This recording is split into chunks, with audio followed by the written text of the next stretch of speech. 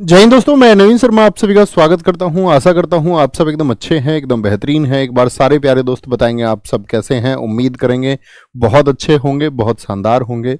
और दोस्त, मैं हमेशा आप सब लोगों को ये गाइड करना चाहता हूं कि एक अच्छे विद्यार्थी का काम ये होता है कि वह चीज़ों को जैसे जैसे सीखते हुए आगे बढ़े, उसी क्रम में उसको पुरानी चीज़ों को भी एक बार रिवाइज ज़रूर करना चाहिए। आपको चीज़ों को दोहराना है और बार बार पुरानी चीज़ों को, क्योंकि जिस चीज़ को पढ़ने में समय लगता है, अगर आप उसको बहुत अच्छे से पढ़ते हैं तो उसके रिवीजन में उतना समय नहीं लगता है। यानी उसका रिवीजन बहुत आसानी से आप कर सकते हैं और थोड़े ही समय में कर सकते हैं। तो हमेशा रिवाइज करते रहा करो चीज़ों को, ठीक है। नहीं तो ऐसा होगा फिर, जो अच्छे स्टूडेंट्स नहीं होते और रिवाइज नहीं करते, उन्हें लगता है कि भाई हम बस चीज़ों को ख़त्म कर लें, तो उसके बाद में क्या होता है कि एक समय के बाद में फिर हमें चीज़ों में दिक्कत आती है। ओके, तो आज हम एक नया टॉपिक शुरू करने जा रहे हैं जिसका नाम है मौलिक अधिकार। मेरा क्वेश्चन आपसे ये रहेगा, क्योंकि मैं आपको बता चुका हूं मौलिक अधिकार बताइए संविधान के किस भाग में है, यानी किस पार्ट में बताया गया है कॉन्स्टिट्यूशन में इन्हें, और साथ में मुझे बताएं कितने आर्टिकल से कितने आर्टिकल तक इसमें आते हैं। और तीसरा क्वेश्चन मेरा आपसे रहेगा कि बताइए मौलिक अधिकार हमारे कॉन्स्टिट्यूशन में किस कंट्री से लिए गए, यानी कि किस देश के संविधान से हमने फंडामेंटल राइट्स को लिया है। तो ये तीनों प्रश्न आपके आने चाहिए भैया। भाग 3 में है, आर्टिकल 12 से 35 हैं और आपका यूएसए से लिए गए हैं। ये बेसिक इंफॉर्मेशन आपको पहले ही प्रोवाइड कर चुके थे। अब दूसरी बात आती है कि भैया हमारी निजी जिंदगी की, ठीक है। तो मैं ये कहूँगा कि संविधान, अगर हम बात करें कि भाई हमें जो अपना जीवन बिताना है वो संविधान के दायरों में रह करके बिताना है, और वह व्यक्ति जो संविधान का बहुत अच्छे से पालन करता है तो वह एक नैतिक मनुष्य जरूर बन जाता है। कि अगर वह संवैधानिक रूप से अपने जीवन को बिता रहा है, संविधान को वो अपनी जिंदगी में उतार ले, तो मतलब एक बेहतरीन इंसान वो हो सकता है। अब आप एक मनुष्य हैं और एक मनुष्य होने के साथ में हमको इस देश के संविधान ने क्या क्या अधिकार दिए हैं। तो मैं ये कहूँगा ये पार्ट संविधान का वो सबसे महत्वपूर्ण पार्ट है कि आप अगर प्रतियोगी छात्र भी ना होते, यानी किसी कॉम्पिटिटिव एग्जाम के लिए भी आप ना पढ़ रहे होते, तब भी आपको मौलिक अधिकार अपने पता होने चाहिए। ऐसा नहीं कि सिर्फ हम कॉम्पिटिटिव एग्जाम की पढ़ाई करते हैं तो ही हमको ये जानना है। तो ये हमारे वो राइट्स हैं जो जीवन में हमको पता होनी चाहिए। बहुत व्याख्या के साथ में हम इसको पढ़ने वाले हैं और आप समझ पाओगे शायद कि इस कंट्री में रहते हुए आपके राइट्स क्या हैं, किन चीज़ों पर आपके राइट्स नहीं है, आपके राइट्स को वायलेट कब किया जाएगा, कब वो मतलब खत्म हो सकते हैं, या किस किस प्रकार के हैं, उन सब के बारे में बात करेंगे। बड़ा टॉपिक रहेगा इसमें। आज की जो हमारी क्लास रहेगी उसमें मौलिक अधिकारों की प्रवृत्ति कैसी है, हमारे यहाँ पर क्या विशेषताएं हैं, कैटेगरी क्या है, और फिर उसके बाद में आज ही हम पढ़ेंगे आपका शायद आर्टिकल 12 और 13 में क्या व्याख्याएं की गई हैं, और फिर आपका उसके बाद में हम पढ़ेंगे आपका समता के अधिकार को, यानी राइट टू इक्वलिटी, जो आपका 14 से 18 है। तो वो एक एक क्लासेस में, तो एक बार थम्स अप करके मुझे बता दीजिए जी भैया, हम बहुत अच्छे से सीखने को तैयार रहेंगे। जो आप हमें सिखाएंगे हम बहुत ही मन के साथ में, बहुत एकाग्र होकर के उन चीज़ों को सीखेंगे और अच्छे से नोट्स बनाएंगे जो हमारे लिए ज़रूरी होंगे, ठीक है। तो शुरू करें, नोट्स बनाएंगे और अच्छे से लिखें दोस्त एक बार, और शुरू करेंगे, क्रम से चीज़ों को सीखेंगे। क्या टॉपिक है हमारा आज का? मौलिक अधिकार। सॉरी, हमने पेन दूसरा सेलेक्ट कर लिया मैं इससे लिखता हूं, मौलिक अधिकार।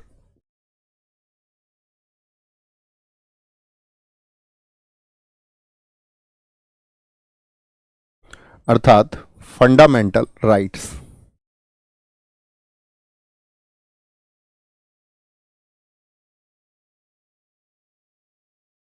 Fundamental rights. आपने मुझे बताया मौलिक अधिकारों की अगर हम बात करते हैं तो ये किस में है? हमारे संविधान के पार्ट 3 अर्थात भाग 3 में है। अगर हम साथ ही बात करते हैं अनुच्छेदों की, तो ये कहां पर है? आर्टिकल 12 से 35 में इनकी व्याख्या की गई है। और तीसरा सबसे महत्वपूर्ण बिंदु आता है, इन्हें यूएसए से लिया गया है।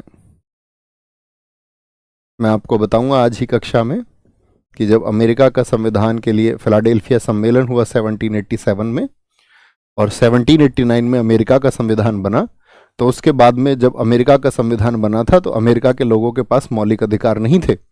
1789 में उनके पास मौलिक अधिकार नहीं थे।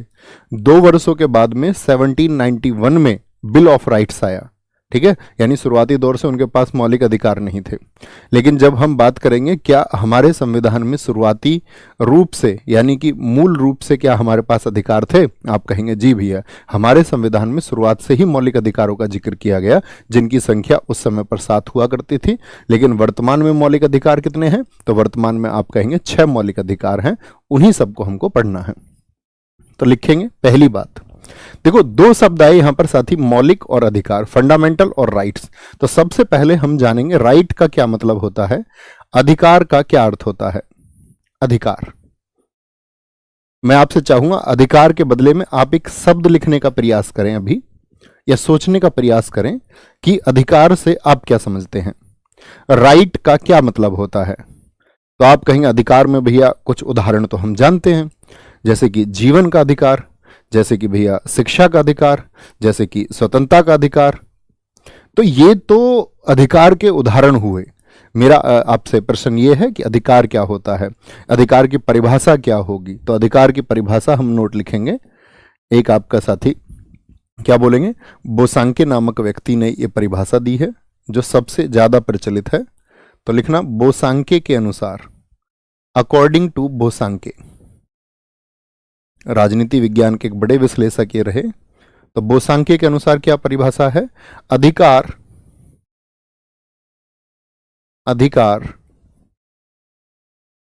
विवेक पर आधारित वह मांग है, विवेक पर आधारित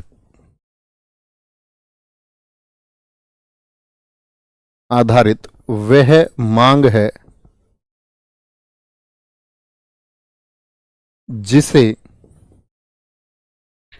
समाज स्वीकार करता है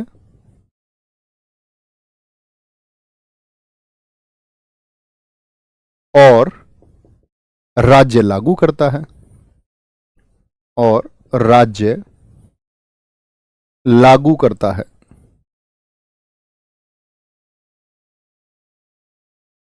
क्या बोला हमने कि हम सिर्फ अभी मौलिक अधिकार की बात नहीं कर रहे हैं, हम अभी बात कर रहे हैं सिर्फ अधिकार की। और हम कह रहे हैं अधिकार एक मांग होती है, एक डिमांड होती है, और किस पर आधारित होती है, विवेक पर आधारित होती है, जिसे समाज तो स्वीकार करता है और राज्य क्या करता है, उसको लागू करता है। यानी हम कह सकते हैं यहां पर बड़ी बेहतरीन परिभाषा है, देखना, right is a demand, according to Bosanquet की बात कर रहे हैं, right is a demand based on conscience, विवेक पर आधारित, based on conscience, which is accepted by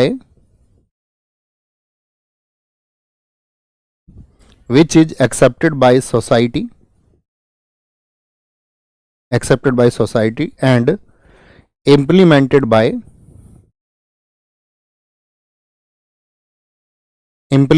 by the state। तो जो हमारा अधिकार है, अधिकार क्या होगी, हमेशा दोस्त अतिरिक्त बातें नहीं करेंगे प्लीज, मेरी रिक्वेस्ट है, हमेशा हर रोज करता हूं मैं आपसे। आप सिर्फ कक्षा में पढ़ने के लिए आए हैं और वही उम्मीद रखें कि यहां पर सिर्फ पढ़ें, ये मेरी आप सब लोगों से प्रार्थना है। देखेंगे एक बार, तो अधिकार विवेक पर आधारित वह मांग है जिसे समाज स्वीकार करता है और राज्य लागू करता है। जैसे मैं एक उदाहरण आपसे पूछना चाहूंगा, जैसे आपने बोला आपको जुए के आदी हैं, कोई एक व्यक्ति है, आप नहीं ऐसे समझिए, कोई एक व्यक्ति जुए का आदी है, ठीक है, गैम्बलिंग उसको करना अच्छा लगता है, और वो बोलता है कि भाई जुए को जो है ना, मेरी डिमांड है कि जुआ खेलने का अधिकार मुझको मिले। तो जुआ खेलने का अधिकार जो है उसकी मांग है, क्या ये एक आपको लग रहा है कि मांग विवेक पर आधारित है? क्या उसको वो एक कॉन्शियस माइंड से इस बात को बोल रहा है? क्या ये होना चाहिए? अच्छा, दूसरी बात, जिसे समाज स्वीकार करता, क्या समाज इस बात को स्वीकार करेगा किसी जुआ खेलना जो है व्यक्तियों का अधिकार बन जाए, उनका मौलिक अधिकार बन जाए? पहले तो सिर्फ अधिकार की बात हम करेंगे। आप कहेंगे नहीं भैया, और राज्य क्या इसको लागू करा देगा? तो यानी कि आप समझ गए कि ये तो एक नाजायज मांग हुई। तो अधिकार वही हो सकता है जो किस पर आधारित हो, विवेक पर आधारित हो। जैसे दूसरा हम विकल्प देखेंगे, आप कहेंगे नहीं, हम बात करते हैं शिक्षा, एजुकेशन। जब शिक्षा की मांग कोई कर रहा है तो शिक्षा क्या विवेक पर आधारित एक डिमांड है? अगर कोई व्यक्ति कह रहा है कि मुझे शिक्षा का अधिकार मिलना चाहिए तो आप कहेंगे बिल्कुल। दूसरी बात, क्या उसको समाज स्वीकार करेगा कि किसी व्यक्ति को शिक्षा मिलनी चाहिए या शिक्षा पर उसके अधिकार होना चाहिए? आप कहेंगे बिल्कुल। और राज्य क्या इसको इंप्लीमेंट कर लेगा? क्या राज्य को कोई दिक्कत आएगी? आप कहेंगे नहीं। स्वास्थ्य की हम बात कर सकते हैं, यहां पर स्वतंत्रता की हम बात कर सकते हैं, समानता की बात हम कर सकते हैं। तो बात क्लियर है? थम्स अप करके मुझे बताएं एक बार कि अब आप समझ गए होंगे कि अधिकार हम उसको कहते हैं। अब आज के बाद ये मत कहना, आपसे कभी कोई पूछे कि अधिकार क्या है तो आप कह दे शिक्षा का अधिकार, वो उसके उदाहरण है। आप कहेंगे अधिकार क्या है आपका? वह विवेक पर आधारित मांग है, मतलब कि एक जायज मांग होनी चाहिए और समाज उसे स्वीकार करता हो, सोसाइटी उसको एक्सेप्ट करती हो और राज्य उसको लागू करता हो, अर्थात स्टेट उसको इंप्लीमेंट करता हो। ये इतनी सी बात है, तब आप समझेंगे। अब हम बात करते हैं आगे कि भैया अधिकारों का वर्गीकरण किस तरह से हो सकता है। लिखना, अधिकारों का वर्गीकरण। अधिकारों का, अभी मौलिक अधिकारों पर हम नहीं पहुंचे हैं। वर्गीकरण सैद्धांतिक रूप से, यानी कि थ्योरेटिकली हम इनको कैसे बांट सकते हैं, वहीं से फिर हमारे मौलिक अधिकार जन्म लेंगे। ऐसा नहीं किसी द मौलिक अधिकारों को पढ़ना आप शुरू कर दें, यानी classification of rights, classification of rights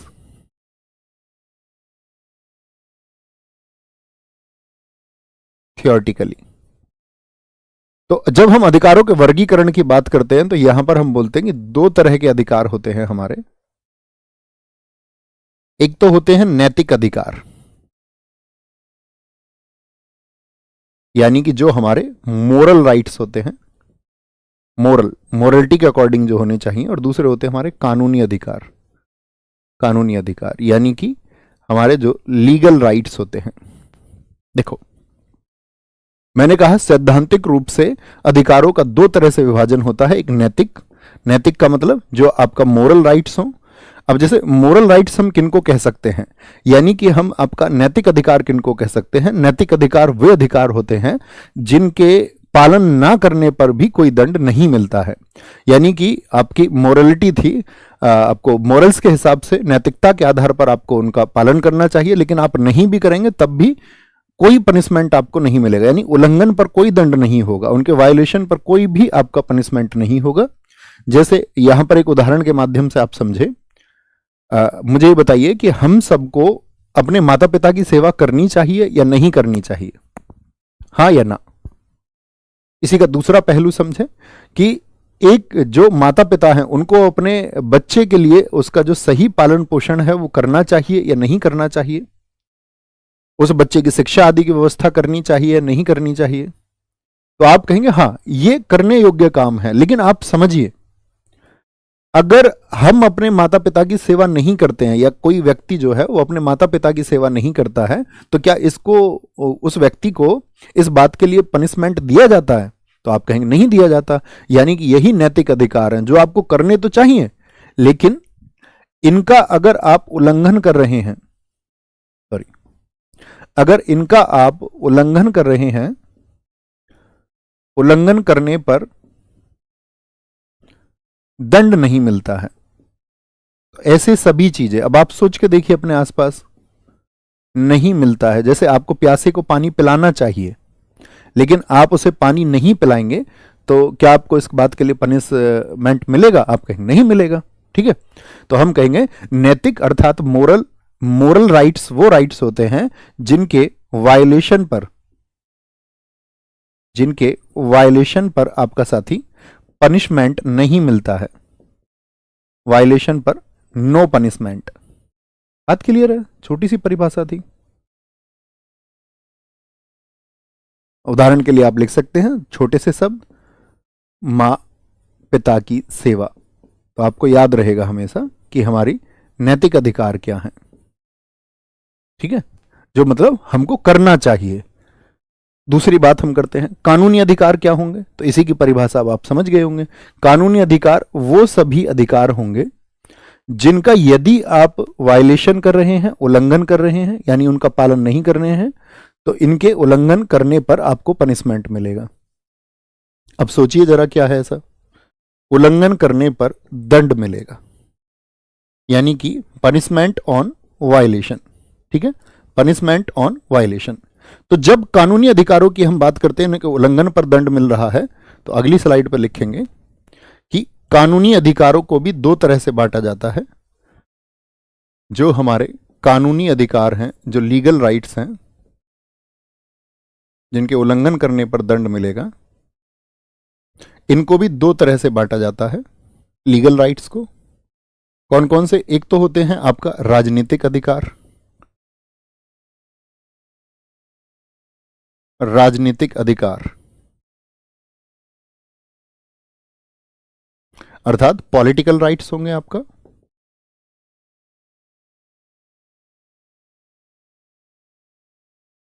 राजनीतिक अधिकार, और दूसरे होंगे आपका नागरिक अधिकार, इनको सामाजिक अधिकार भी कई बार कहा जाता है। नागरिक अधिकार अर्थात आपके सिविल राइट्स। अब इनको समझना है। देखो, अगर हम बात करें कानूनी अधिकारों की अर्थात लीगल राइट्स की, तो मुझे बताइए जो कानून के हिसाब से हो, और नाम में ही आ गया कानूनी अधिकार, आप कहेंगे जिनके उल्लंघन पर दंड मिलता हो, उनको भी दो तरह से वर्गीकृत किया जाता है, जिसमें पहला है राजनीतिक अधिकार। अब अगर हम बात करें राजनीतिक अधिकार, आप जरा सोचिए राजनीति से संबंधित हमारे यहां पर क्या क्या अधिकार प्राप्त हैं। थोड़ा सा सोचने का प्रयास करेंगे कि हमको वोट डालने का अधिकार है, क्या बोलेंगे? जैसे हम इसमें कह सकते हैं राइट टू वोट, यानी कि वोट देने का अधिकार हमको है या नहीं है? वोट देने का अधिकार यानी कि राइट टू वोट है, आप कहेंगे बिल्कुल। और किसी को वोट देने से रोका जाएगा तो वो क्या हो जाएगा? उल्लंघन हो जाएगा, वायलेट कर रहे हैं तो उसके लिए फिर पनिशमेंट है। अच्छा, वोट देने के अधिकार में आपका कोई व्यक्ति चुनाव लड़ सकता है क्या? अच्छा, यहां पर मेरा प्रश्न आपसे रहेगा, क्या जो विदेशी व्यक्ति है वो चुनाव लड़ सकता है भारत में आके? पिछली कक्षा में मैंने आपको समझाया था नागरिकता में। तो चुनाव लड़ने का अधिकार यानी कि राइट टू कंटेस्ट इलेक्शन। तीसरी हम बात करें इसमें, अब वो व्यक्ति अगर चुनाव लड़ेगा तो यानी कि वो फिर भैया आपका चुना भी जाएगा, तो चुना जाएगा तो निर्वाचित होने का अधिकार भी उसको हो गया, निर्वाचित होने का अधिकार भी उसको हो गया। निर्वाचित होने का अधिकार यानी कि right to be elected, right to be elected ये भी उसको मिल गया। सरकार की आलोचना कोई व्यक्ति कर सकता है या नहीं? बिल्कुल कर सकता है, सरकार की आलोचना का अधिकार। लेकिन जब कभी भी आप पॉलिटी को पढ़ें तो आपको हमेशा प्रस्तावना को अपने दिमाग में रखना है। आप किसी की आलोचना कर रहे हैं तो उसमें देश की एकता और अखंडता वह प्रभावित नहीं होनी चाहिए। सरकार की आलोचना का अधिकार यानी कि right to criticise the government, right to criticise the government. अभी मैंने आपसे प्रश्न पूछा था, यहां पे एक प्रश्न हमने ये पूछा कि क्या विदेशियों को वोट देने का अधिकार? आप कहें नहीं भैया। क्या विदेशी चुनाव लड़ सकता? नहीं। इलेक्ट हो सकता? नहीं हो सकता। ठीक है, सरकार की आलोचना का अधिकार, तो ये वो अधिकार होते हैं राजनीतिक अधिकार, ये वो सभी अधिकार होते हैं जो सिर्फ भारतीय नागरिकों को होते हैं, या हम सिर्फ नागरिक भी कहें। कैसे नागरिक? जो सिर्फ भारतीय नागरिक हों। और आप अब ये बात जानते हैं, नागरिकता को हम पढ़ चुके हैं, जो सिर्फ भारतीय नागरिक हों। तो कई बार एग्जाम में क्वेश्चन बनेगा, विकल्प देगा इन निम्नलिखित में से ऐसा कौन सा आपका अधिकार है जो सिर्फ भारतीयों को प्राप्त है? तो राजनीतिक अधिकार। लेकिन जो नागरिक अधिकार होते हैं ना, ये सभी लोगों को प्राप्त होते हैं, टू ऑल, सभी लोगों को, मतलब यानी कि चाहे वो हमारे यहां पर कोई विदेशी हो, ठीक है, या भारत का नागरिक हो। तो जब नागरिक अधिकारों की हम बात करते हैं, सिविल राइट्स की हम बात करते हैं, इसमें कौन कौन से आ जाते हैं हमारे सिविल राइट्स में? तो सिविल राइट्स में आप कहोगे इसमें आ जाएगा भैया हमारा एक तो जैसे हम कह सकते हैं जीवन का अधिकार, राइट टू लाइफ, ये सभी को है। ऐसा थोड़ी है कि आप विदेशी का जो जीवन है वो छीन लोगे। तो राइट टू लाइफ यानी कि जीवन का अधिकार, मौलिक अधिकार आप बहुत अच्छे से समझ पाएंगे। यानी यहां पे लिख लीजिए राइट टू लाइफ, ऑप्शन में लाइफ भी लिखोगे तो समझ जाओगे, राइट टू लाइफ। संपत्ति का अधिकार, क्या ये व्यक्ति का अधिकार है या नहीं है? अभी मौलिक अधिकारों की बात नहीं कर रहा हूं मैं, सिर्फ अधिकारों की। संपत्ति का अधिकार यानी कि राइट टू प्रॉपर्टी, आप कहेंगे भैया बिल्कुल होगा। जैसे काम का अधिकार, भाई किसी व्यक्ति को काम मिले, ये डीपीएसपी में आप जानोगे कि भैया राज्य को निर्देश दिए गए हैं कि निर्वाह योग्य मजदूरी का वो अब व्यक्तियों के लिए जो क्या व्यवस्था करे। राइट टू वर्क, समानता का अधिकार, और भी बहुत सारे बन सकते हैं, आप कितना भी सोचें। राइट टू इक्वलिटी, सब चाहते हैं कि भाई हमारे साथ एक समान व्यवहार हो। राइट टू इक्वलिटी, स्वतंत्रता का अधिकार, सब स्वतंत्रता चाहते हैं या नहीं? सबको मिलेगी स्वतंत्रता का अधिकार। राइट टू फ्रीडम, क्या बात मैंने बोल दी कि ये वो हैं जो सबको प्राप्त हैं, और भी बहुत सारे हो सकते हैं, कुछ भी आप सोचे। जैसे एक दोस्तों ने कहा बोलने का अधिकार, राइट टू स्पीक, बहुत शानदार। Right to speak, right to speak के बारे में हम बात करेंगे, क्या वो समस्त नागरिकों को प्राप्त है? तो हमको यही पढ़ना है अभी आगे चल के। आर्टिकल 15, 16, 19, 29 एंड 30, ये सिर्फ 5 ऐसे आर्टिकल हैं जो भारतीयों को प्राप्त हैं। कितने? Article 15, 16, 19, 29 and 30। बात क्लियर है? यहां तक की कोई परेशानी? तो कानूनी अधिकार हम दो तरह से बांट सकते हैं। हमने ये विभाजन किस आधार पर किया था? मैंने कहा जो हमारे अधिकार होते हैं तो नैतिक होते हैं, जैसे हमको माता पिता की सेवा करनी चाहिए, अगर हम उनका वायलेशन कर रहे हैं तो भी हमको कोई पनिशमेंट नहीं मिलेगा। लेकिन कानूनी अधिकार वे अधिकार होते हैं जिनके उल्लंघन पर दंड मिलता है।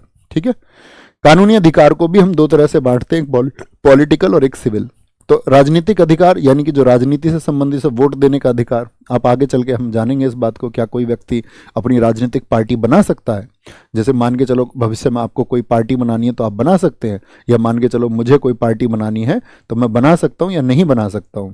ठीक है, जैसे बोलने का अधिकार हो गया आपका जैसे चुनाव में हम बोले चुनावी भाषण का अधिकार है या नहीं है, तो राजनीतिक अधिकार हो गए। बहुत बढ़िया। नागरिक अधिकार जो सबको मिलेंगे, बात क्लियर है यहां तक? अब अगला विभाजन आता है एक साथी, संवैधानिक रूप से अधिकारों का विभाजन, यानी कि संविधान में क्या बातें की गई हैं संवैधानिक रूप से। अभी तो हमने क्या किया थियोरेटिकली,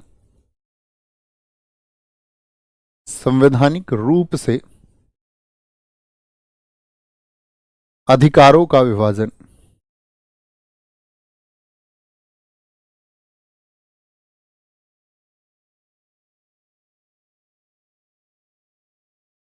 ठीक है, या विभाजन कह सकते हैं, या अधिकारों का वर्गीकरण कहें तो ज्यादा अच्छा शब्द होगा, वर्गीकरण।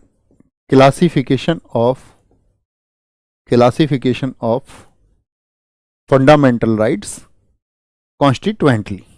तो इसमें क्या होता है कि मौलिक अधिकारों को 3 तरह से बांटा जाता है। जैसे कि पहला होता है आपका, याद लिख लेंगे ना इसको, क्लासिफिकेशन ऑफ राइट्स। इतना तो उम्मीद करूंगा आपसे आप लिख लिया करें, ऑफ राइट्स कॉन्स्टिट्यूएंटली। कौन से 3 प्रकार हैं साथी? यहां पर 3 वर्गीकरण किए गए हैं, और वो 3 वर्गीकरण हैं, ध्यान से समझना। एक तो होते हैं, इनको बांटा गया है आपका प्राकृतिक अधिकार।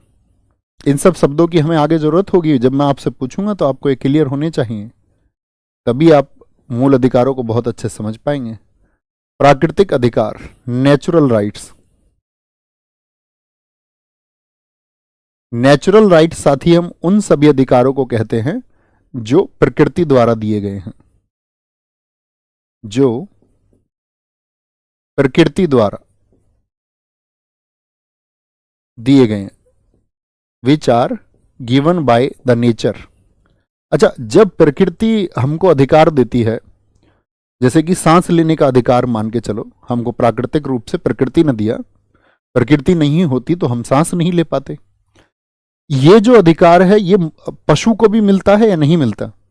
यानी पशु भी हमारी तरह सांस ले सकते हैं या नहीं ले सकते हैं? हाँ या ना? थोड़ा सा सोच के विचार करें। आप कहेंगे जी भैया उनके अंदर भी श्वसन क्रियाएं होती हैं, रेस्पिरेशन सिस्टम उनके अंदर भी है। तो ये बराबर होते हैं, सबको सबको बराबर होते हैं प्राकृतिक अधिकार। यानी कि अगर मैं बात करूं आपसे, छोटा सा एक उदाहरण रखूं, मानव को, पशु को, सबको बराबर होते हैं ये प्राकृतिक अधिकार। इसमें साथ ही हम दूसरी कैटेगरी पे बात करते हैं, दूसरे होते हैं मानवाधिकार। मानवाधिकार यानी कि ह्यूमन राइट्स। ह्यूमन राइट्स अब नाम ही आ गया क्योंकि ह्यूमन, तो आप कहेंगे भैया ह्यूमन राइट्स तो वो होंगे जो कि ह्यूमंस को हों, और ये कौन देता है फिर आपका? तो यूएनओ, यूनाइटेड नेशंस ऑर्गेनाइजेशन ने 10 दिसंबर 1948 को एक डिक्लेरेशन किया था, एक घोषणा की थी, घोषणा द्वारा इनको दिया गया मानवाधिकार। मतलब एक व्यक्ति के अधिकार क्या होंगे, ये देश की बात नहीं कर रहे हैं, ये हम संपूर्ण रूप से पूरे दुनिया में लागू होंगे। जैसे आपसे मैं बात करूं जीवन जीने का अधिकार, क्या सभी व्यक्तियों को पूरी दुनिया में, चाहे वो किसी भी देश का व्यक्ति है, होना चाहिए या नहीं? स्वतंत्रता का अधिकार व्यक्ति को होना चाहिए या नहीं? तो मानव के क्या, मानव होते हुए, मानव से मतलब आपका जो मनुष्य जाति है, उस मनुष्य जाति के लिए क्या अधिकार होने चाहिए, इसके लिए यूएनओ ने आपका घोषणा कर दी। कब? आपका 10 दिसंबर 1949 को एक आपका अनाउंसमेंट हुआ और वो सभी देशों पर लागू हो गया। सब देशों ने अपने अपने आयोग भी अलग अलग बनाए हैं। जब हम यहाँ पर कमीशंस को पढ़ेंगे तो हम भी पढ़ेंगे कि भारत में भी एक ऐसा आयोग है। मैं आपसे भी जानना चाहूंगा उस आयोग का क्या नाम है, तो आप कहेंगे एनएचआरसी है, नेशनल ह्यूमन राइट्स कमीशन, यानी राष्ट्रीय मानवाधिकार आयोग, जो हमारे देश में भी 1993 में बना था। भविष्य में हम उसको पढ़ेंगे। तो मानवाधिकार वो सभी अधिकार हैं जो सिर्फ किसको प्राप्त होंगे? मानवों को प्राप्त होंगे, और यूएनओ ने एक घोषणा के द्वारा इनको लागू किया था। संवैधानिक रूप से जो तीसरे अधिकार होते हैं साथी, तीसरे अधिकारों को हम बोलते हैं आपका विधिक अधिकार।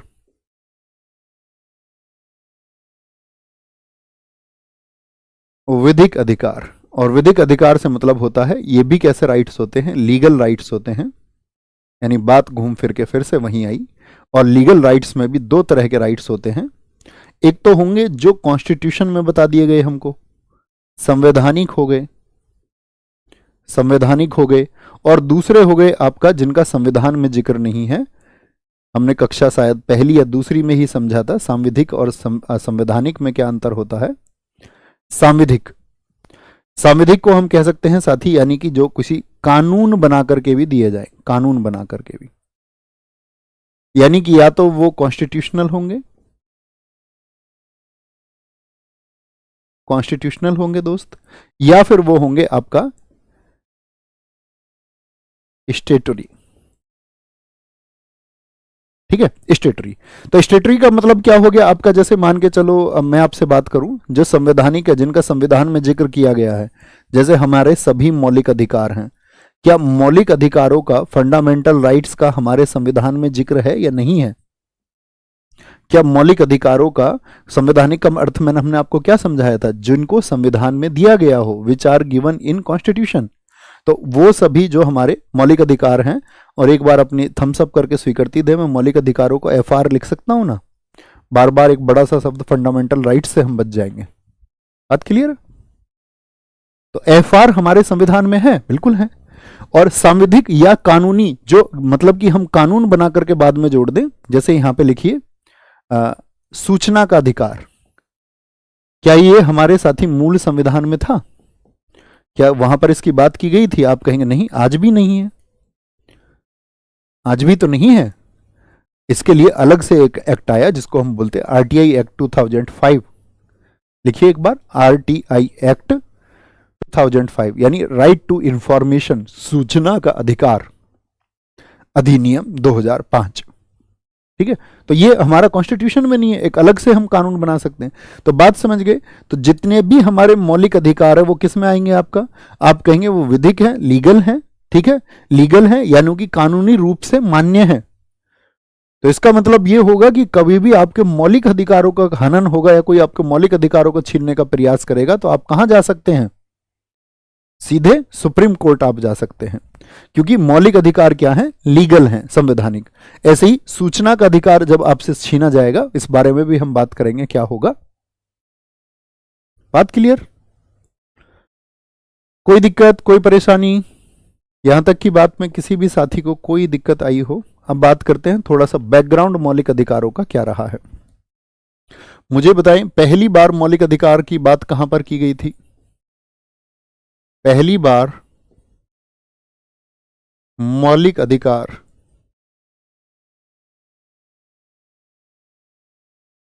पहली बार जो मौलिक अधिकार दिए गए थे वो 15 जून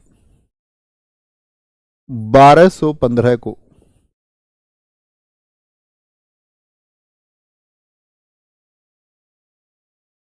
ब्रिटेन की जनता को राजा जॉन द्वारा दिए गए। हम ये बात आपको पीछे भी बता चुके थे, ठीक है। यानी कि आप कह सकते हैं first time fundamental rights was given to the people of Britain in 15th of June 1215। तो जनता को सबसे पहले अधिकार यही मिले, और 15 जून 12 से 15 को, इसीलिए हम क्या बोलते हैं इसको, बताएं इसको क्या बोलते हैं? इसको आप कहेंगे भैया इसको कहा जाता है Magna carta. Magna carta, Magna carta का मतलब ही होता है महान घोषणा पत्र।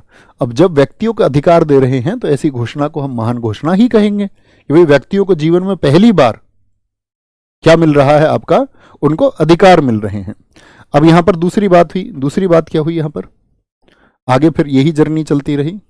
उसके बाद में 1789 1789 1789 में कौन सी बड़ी घटना हुई थी? French revolution.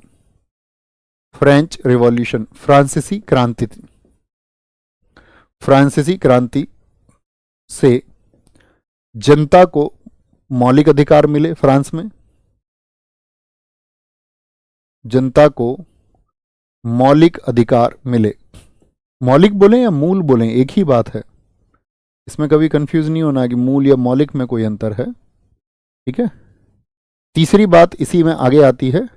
1791 में 1791 में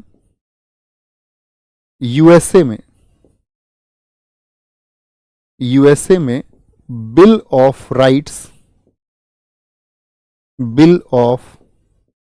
राइट्स जनता को मिले। किसको मिले थे बताएं एक बार? जनता को मिले। अब मेरा आपसे क्वेश्चन ये रहेगा, मैंने कक्षा की शुरुआत में भी बताया, मुझे बताइए अमेरिका का जो संविधान था उसके लिए फिलाडेल्फिया सम्मेलन किस वर्ष में हुआ था? तो इन सभी घटनाओं में 3-3 वर्षों का अंतर है। फटाफट से आंसर करें। तो फिलाडेल्फिया सम्मेलन 1787 में, और अमेरिका का संविधान लागू हुआ 1789 में। लेकिन जब अमेरिका का संविधान आपका लागू हुआ था कब? आपका 1789 में। तो वहां पर क्या फंडामेंटल राइट्स की बात थी? आप कहेंगे नहीं, वहां पर फंडामेंटल राइट्स की बात नहीं थी। अलग से एक बिल आया था, तो बिल ऑफ राइट्स, और बिल ऑफ राइट्स से फिर आपका यूएसए की जो जनता है उसको फंडामेंटल राइट्स दिए गए।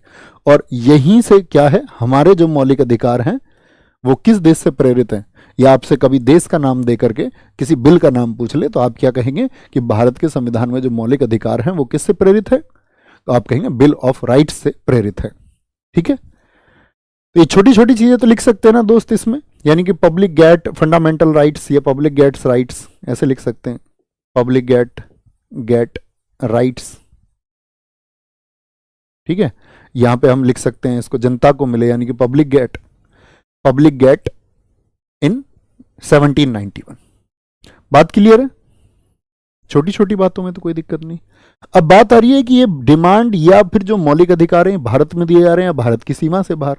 तो भारत की सीमा से बाहर पहले ये चीजें हुए, इसीलिए हमने इनसे प्रेरणा ली। प्रेरणा लेने का मतलब यही होता है कि भाई हमको भी इनको जरूरत है, क्योंकि मैंने आपको बताया था कि मानव की जो जरूरतें हैं वो कहीं पर भी हो लगभग एक जैसी ही होती हैं, जो मूलभूत जरूरतें हैं, ठीक है। चाहे जीने की हो, चाहे शिक्षा की हो, चाहे स्वास्थ्य की हो, वो लगभग एक जैसी होती हैं। तो इसके बाद में फिर आता है अगला टॉपिक हमारा, भारत में मौलिक अधिकारों की मांग। तो इन सब से प्रेरित होकर जब भारत में स्वतंत्रता आंदोलन चला, अब अंग्रेज तो हमारा दमन करते थे, भारत में मौलिक अधिकारों की मांग, यहां से कई बार क्वेश्चन पूछे जाते हैं। Demand of fundamental rights of fundamental rights in India, क्योंकि भाई अंग्रेजी, आप लोग जानते हैं भारत में अंग्रेजी जो साथी शासन था उसी के नियम होते थे। अब अंग्रेजी शासन के नियमों में अक्सर में तो भारतीय जनता को कुचला ही जाता था।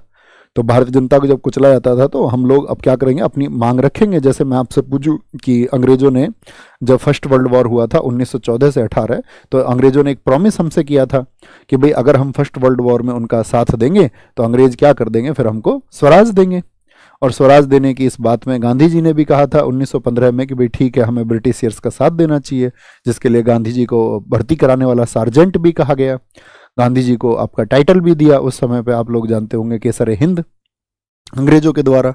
लेकिन जैसे जैसे वो फर्स्ट वर्ल्ड वॉर खत्म हुआ, क्या अंग्रेजों ने अपना वादा पूरा किया? तो अंग्रेज तो अपना वादा पूरा करते नहीं है।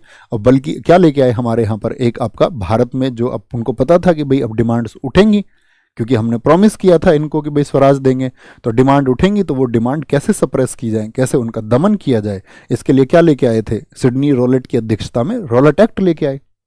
रॉलेट एक्ट को कैसा कानून कहा गया था? काला कानून। तो भारतीयों का तो क्या किया गया, दमन किया गया उस कानून के द्वारा कि भाई कोई भी ऐसी विद्रोह की जो बात है ये ना कर पाए जो ब्रिटिश शासन के खिलाफ हो। इसीलिए उसको कहा गया था काला कानून।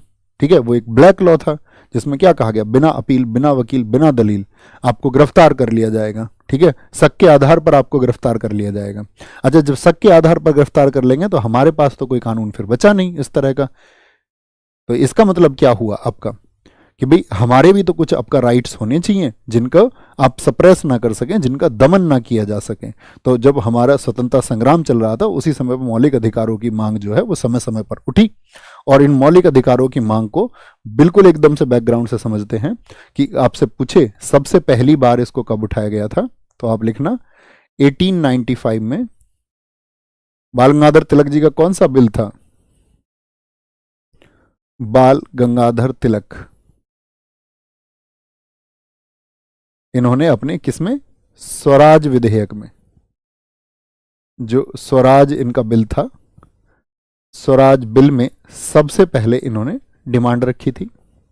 इसके बाद में हम दूसरी डिमांड की बात करें, वो एनी बेसेंट जी के द्वारा रखी गई थी आपका 1925 में, 1925 में एनी बेसेंट। आप जानते ना एनी बेसेंट भारत के स्वतंत्रता संग्राम में साथी थी, तो ये आयरलैंड की, लेकिन भारत में आकर के बस गई थी। थियोसोफिकल आंदोलन से जुड़ी रही थी भारत में, तो ये भारत के लिए बहुत मतलब इन्होंने अपना जीवन ही समर्पण भारत के लिए कर दिया था।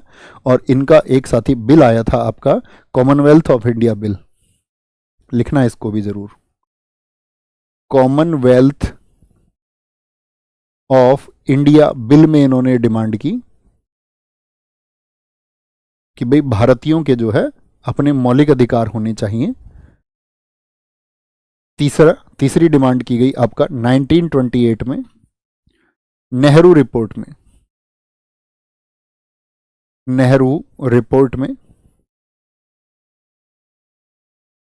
नेहरू रिपोर्ट आपको पता होना चाहिए, हम इसको तो बहुत अच्छे से तो आपका हिस्ट्री में ही पढ़ेंगे, हमने इसको पॉलिटी में पीछे भी आपसे डिस्कस किया था।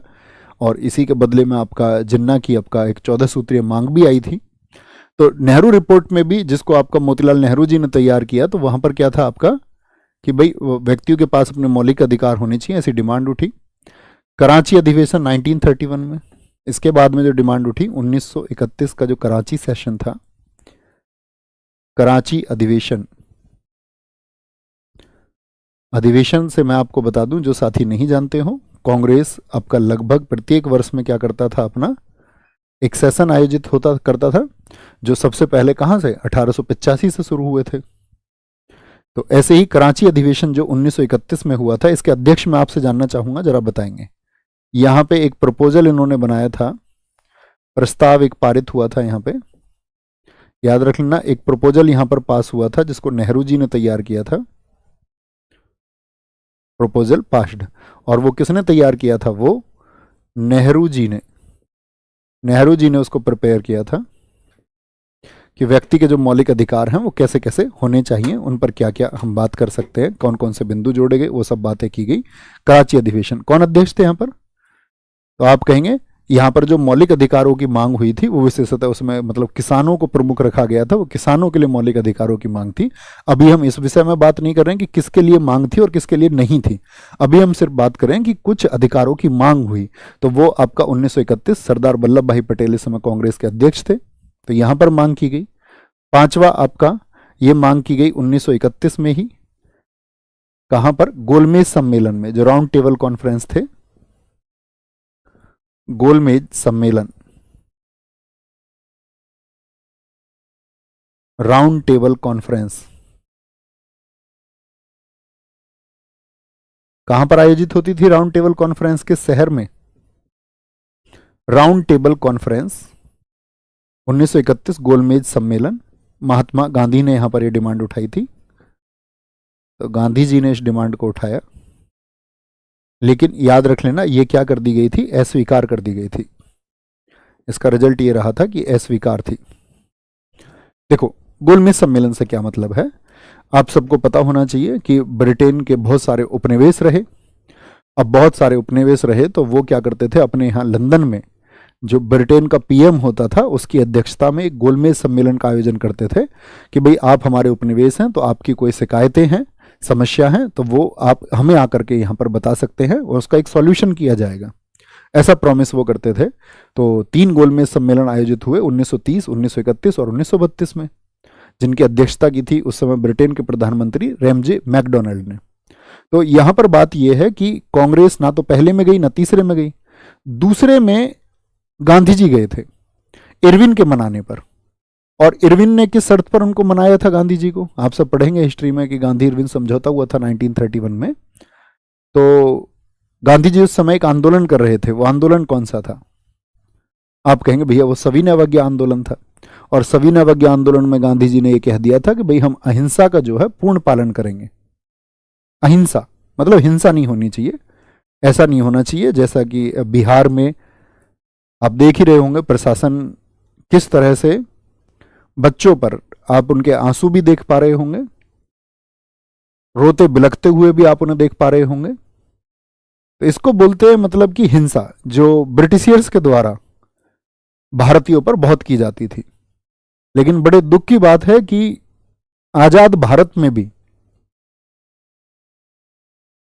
छात्र अपनी एक मांग को, मध्य प्रदेश में आप देखिए ऐसी ही एक मांग थी, छात्र बैठे, उनके साथ कुछ शिक्षक बैठे और उसको एक्सेप्ट कर लिया गया, मान लिया गया। वहां के डिस्ट्रिक्ट मजिस्ट्रेट आए बात करने के लिए एमपी में। लेकिन पटना में हाल दूसरा है। पटना में आप ऐसे समझिए कि जो छात्र हैं उनको समझा जा रहा है कि ये जलियांवाला बाग में जिस तरह से भारतीय जनता थी और खुद को जो आपका बिहार सरकार है वह इस समय पेश कर रही है ऐसे जैसे कि वो जनरल डायर हो, क्योंकि जनता अपने अधिकारों की मांग नहीं कर सकती है। यही हुआ ना। लेकिन गांधी जी का जो सिद्धांत था, गांधी जी का सिद्धांत यह था कि भाई हम हिंसा का मार्ग नहीं अपनाएंगे, चाहे कोई हमें लाठियों से पीट पीट कर मार दे। देखो यहां पर आपको गांधी जी का सिद्धांत भी समझना होगा।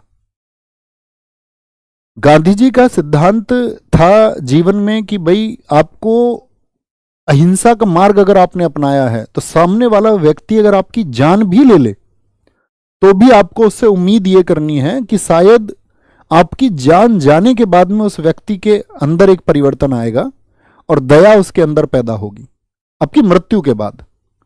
यानी कोई आपको यदि डंडों से पीटे तो आपको पिटते रहना है, और ऐसा हो सकता है कि आपकी जब मौत हो जाए तो उसके बाद में उसका हृदय द्रवीभूत हो उठे और उसके अंदर एक दया पैदा हो। तो उनका अहिंसा का सिद्धांत ऐसा था। वही उसी का पालन सविनय अवज्ञा में वो कर रहे थे। ब्रिटिश सरकार ने बहुत लाठियां हमारे ऊपर बजाई, हमारे जितने भी आंदोलनकारी थे, लेकिन वहां पर जो लोग थे वो घायलों को उठाकर ले जाते थे, किसी ने वापस एक डंडा नहीं मारा। अब इसी को उस समय एक पत्रकार थे, आपको पता होना चाहिए, मिलर, उन्होंने अपनी तस्वीरों में कैद कर लिया कि ये देखो ब्रिटिश सरकार कैसे कहती है कि हम भारत में जो है उपनिवेश या व्यापार के लिए आए हैं। पूरी दुनिया में उन्होंने उस टाइम पे आपका जो न्यूज़ चैनल्स थे, आपका अखबार थे, उन सभी को प्रसारित कर दिया। बीबीसी पर उसकी खबर गई, ब्रिटिश ब्रॉडकास्टिंग चैनल के थ्रू भी उसको पहुंचाया गया सब जगह। बाकी अखबारों ने भी दिखाया, अमेरिका के कई अखबारों ने, कई मैगजीन्स ने।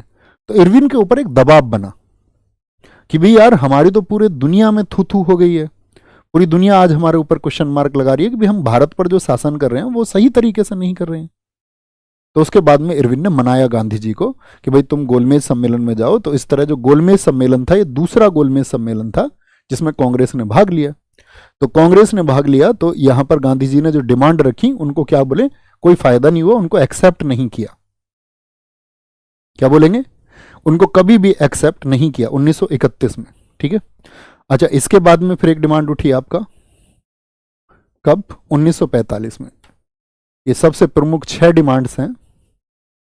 1945 में एक कमेटी थी, सप्रू कमेटी, लिखना इस बात को, सप्रू कमेटी।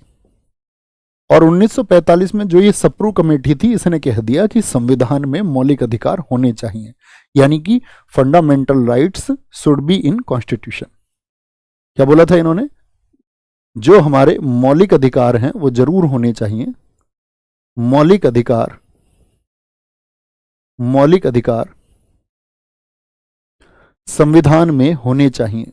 ये बात किस कमेटी ने कही थी, संविधान में होने चाहिए।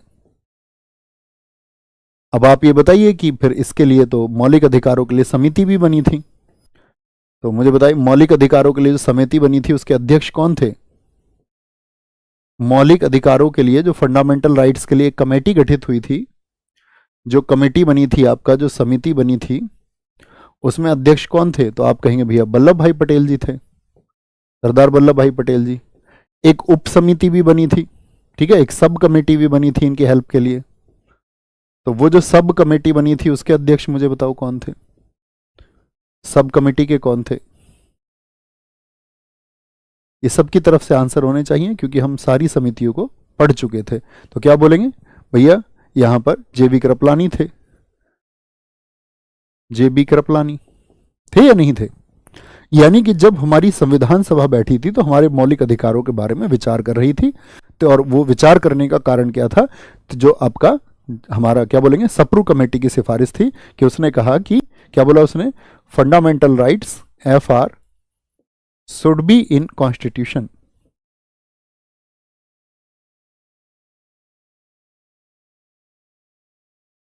ये होने चाहिए। तो हुए या नहीं हुए, फिर आप कहेंगे जी बिल्कुल हुए, बिल्कुल हुए। अब शुरू होगा हमारा मौलिक अधिकारों के बारे में कि भैया डिमांड्स हो गई, मौलिक अधिकार आ भी गए। पहला कुछ बिंदु लिखना ताकि अब मौलिक अधिकार भारत में कैसे हैं ये समझ पाओ। लिखें, मौलिक अधिकार, मैंने बीच में ही अभी बोला था, मौलिक अधिकारों के हनन पर सीधे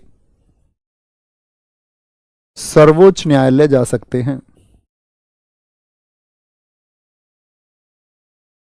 इस बात को मस्तिष्क में रखना एकदम, सर्वोच्च न्यायालय जा सकते हैं। स्टेटमेंट बनकर आएंगी ये सभी बातें। आप जब कभी आपका स्टेट कमीशन का या कोई अच्छा एग्जाम देंगे तो ये सब बातें स्टेटमेंट बन के कथन के रूप में आती हैं। मौलिक अधिकारों के हनन पर, यानी कि वन कैन डायरेक्टली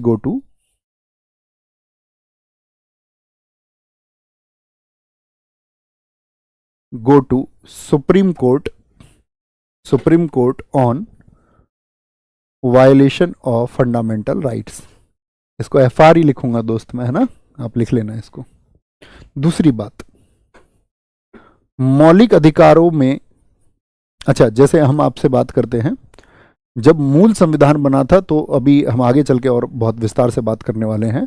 जब हमारा संविधान बना था तो हमारे मौलिक अधिकार कितने थे, तो आप कहेंगे मौलिक अधिकार हमारे 7 हुआ करते थे। और 7 में से अगर मैं वर्तमान में बात करूं तो अभी मौलिक अधिकार कितने हैं, तो आप कहेंगे अभी 6 हैं। तो एक मौलिक अधिकार कौन सा छीन लिया गया, तो आप कहेंगे भैया संपत्ति का जो मौलिक अधिकार है वह 44वां जो संविधान संशोधन हुआ था, 44th कॉन्स्टिट्यूशनल अमेंडमेंट 1978 में, उसके द्वारा उसको खत्म कर दिया गया। अब जब उसको खत्म कर दिया गया तो क्या वो आपका फिर मौलिक अधिकार रहा? नहीं। वर्तमान में वो आर्टिकल 300A में एक कानूनी अधिकार है, भाग 12 में, यानी पहले भाग 3 में था, भाग 12 में भेज दिया। तो जब उसको खत्म कर दिया गया, हम आर्टिकल 19 में भी पढ़ेंगे, 19(1) का F खत्म किया गया, जो आपका संपत्ति का अधिकार को मौलिक अधिकार कहता था, प्रॉपर्टी को आपका फंडामेंटल राइट कहता था, उसको खत्म कर दिया गया। तो यानी कि मौलिक अधिकार, हमने कहा कि भैया उनके हनन पर सीधे सर्वोच्च न्यायालय जा सकते हैं, ठीक है, कोई वायलेट कर रहा, और यहां पर तो खत्म ही किया गया सीधे। तो फिर तो इसके लिए भी कोई प्रावधान होगा नहीं, तो सब लोग बोलते भैया सुप्रीम कोर्ट चले जाते। तो क्या प्रावधान हुआ था, उस प्रावधान को भी हम आपका समझेंगे जब हम आज आपको पढ़ाएंगे आर्टिकल 13 कि कैसे केशवानंद भारती केस में ये कहा गया कि संविधान संशोधन जो है उसको भाग 3 के अंतर्गत जो है असंगत नहीं माना जाएगा। ठीक है, वो हम आगे पढ़ेंगे थोड़ा सा। तो यहाँ पर ये बात याद रख लेनी है। और दूसरी बात आप समझे, यानी मौलिक अधिकार छीने जा सकते हैं, मौलिक अधिकार खत्म भी किया जा सकता है कोई सा, लेकिन उसके लिए जरूरत क्या होगी? मौलिक अधिकारों में संशोधन के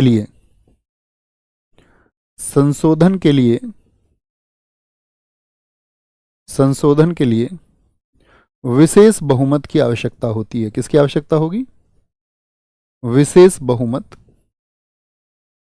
अर्थात 2/3 मेजॉरिटी की आवश्यकता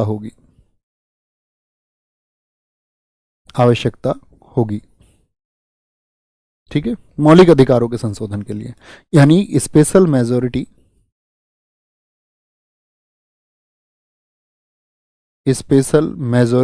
will be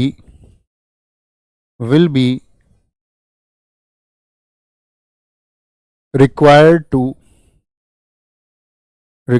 to amend FR। ठीक है, अगली बात पर आते हैं। दो बातें हमने जानी अब तक मौलिक अधिकारों के बारे में। तीसरी बात पर आएंगे। मौलिक अधिकार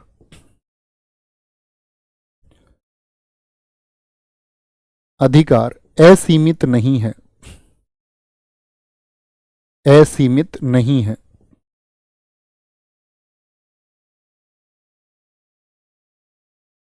fundamental rights is not, are not लिखें, आर नॉट अनलिमिटेड। यानी कि आपको मौलिक अधिकार जो मिले हुए हैं उनको छीना जा सकता है, लेकिन जैसे इसका एक उदाहरण लिख लीजिए, स्थिति क्या है? नेशनल इमरजेंसी, राष्ट्रीय आपातकाल के दौरान छीने जाते हैं या नहीं? राष्ट्रीय आपातकाल के दौरान सिर्फ क्या होता है? सिर्फ 2 ऐसे होते हैं जो नहीं छीने जाते हैं। राष्ट्रीय आपातकाल के दौरान कौन से बने रहेंगे? याद रखेंगे, सिर्फ आर्टिकल 20 और 21 के अलावा जितने भी होते हैं वो सभी स्वतः खत्म हो जाते हैं। अलावा अन्य क्या हो जाते हैं? छीन लिए जाते हैं। ओके, बात क्लियर है ना? इतनी बात समझे ना? अभी मतलब आप लोग नहीं जानते होंगे, बहुत सारे लोग जो जानते होंगे तो अच्छी बात है, नहीं जानते होंगे तो वो बोलेंगे भैया अभी तो हम नहीं जानते आर्टिकल 20 है। तो उसके लिए धैर्य रखना है। धैर्य रखेंगे तो सब कुछ सीखेंगे, और ये होगा नहीं अभी मुझे सब कुछ जान लेना है तो उसमें कुछ भी नहीं जान पाएंगे। 20 और 21 के अलावा अन्य छिन जाते हैं, यानी कि असीमित नहीं है। अगली बात याद रखें, क्योंकि इन सब बिंदुओं की हमें जरूरत होगी। मौलिक अधिकार जो है हमारे परिवर्तनीय है। क्या है? परिवर्तनीय है। परिवर्तनीय का मतलब हम क्या कहेंगे? FR are enforceable. एनफोर्सेबल का मतलब क्या होता है कि भैया न्यायालय इनको क्या करेगा? एनफोर्सेबल का मतलब ही होता है कि न्यायालय द्वारा लागू होते हैं। इसीलिए हम सीधे कहां जाते हैं? कोई इनको छीनेगा तो न्यायालय द्वारा लागू होते हैं, यानी कि एनफोर्स्ड बाई कोर्ट, न्यायालय द्वारा लागू होते हैं। ठीक है, इसीलिए हम यहां पर कभी भी हनन होगा तो सीधे जाएंगे। मौलिक अधिकार मौलिक अधिकार मुख्यतः नकारात्मक प्रवृत्ति के हैं। ये स्टेटमेंट सही है या गलत है बताओ? नकारात्मक होते हैं मौलिक अधिकार या सकारात्मक होते हैं? मुख्यतः, सभी की बात नहीं कर रहा हूं, मुख्यतः नकारात्मक प्रवृत्ति के हैं।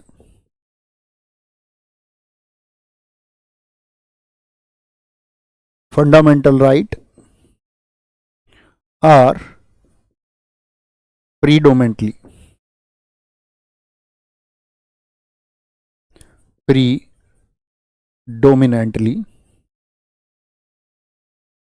नेगेटिव। अच्छा, एक बार थम्स अप करके मुझे बताएं, अब से पहले मतलब संविधान को किस किस ने पढ़ा है? ऐसे नहीं कि पूर्ण संविधान को, मतलब किसी एक आर्टिकल को, जो मौलिक अधिकार हो, किसी भी एक आर्टिकल को आपने अब से पहले पढ़ा है। यानी इसकी बात हम कर रहे हैं कि वो नकारात्मक प्रवृत्ति के हैं। इस बात का मतलब क्या है? आप कभी भी पढ़ेंगे सभी आपका अनुच्छेदों को, बहुत सारे दोस्त कह रहे हैं पढ़ा है, तो आप देखेंगे जैसे कि मैं आपसे बोलता हूं, आर्टिकल 15 में कहा गया है धर्म, जाति, आपका जन्म स्थान, रंग के आधार पर भेदभाव नहीं होगा। किस शब्द का इस्तेमाल किया है? नहीं होगा। यानी काम तो सकारात्मक है, रिजल्ट जो आएंगे वो पॉजिटिव आएंगे, उससे जो नतीजा निकलेगा वो सकारात्मक रहेगा, लेकिन जो भाषा इस्तेमाल की गई है वो क्या की गई है? नहीं। ठीक है, जैसे आर्टिकल 18 में बोले कोई भी उपाधि धारण नहीं करेगा, नहीं शब्द का इस्तेमाल है। जैसे मैं आपसे एक छोटी सी बात करता हूं, जब मैं एक उदाहरण लिखता हूं, चोरी नहीं करनी चाहिए, ये सकारात्मक हम बात कर रहे हैं,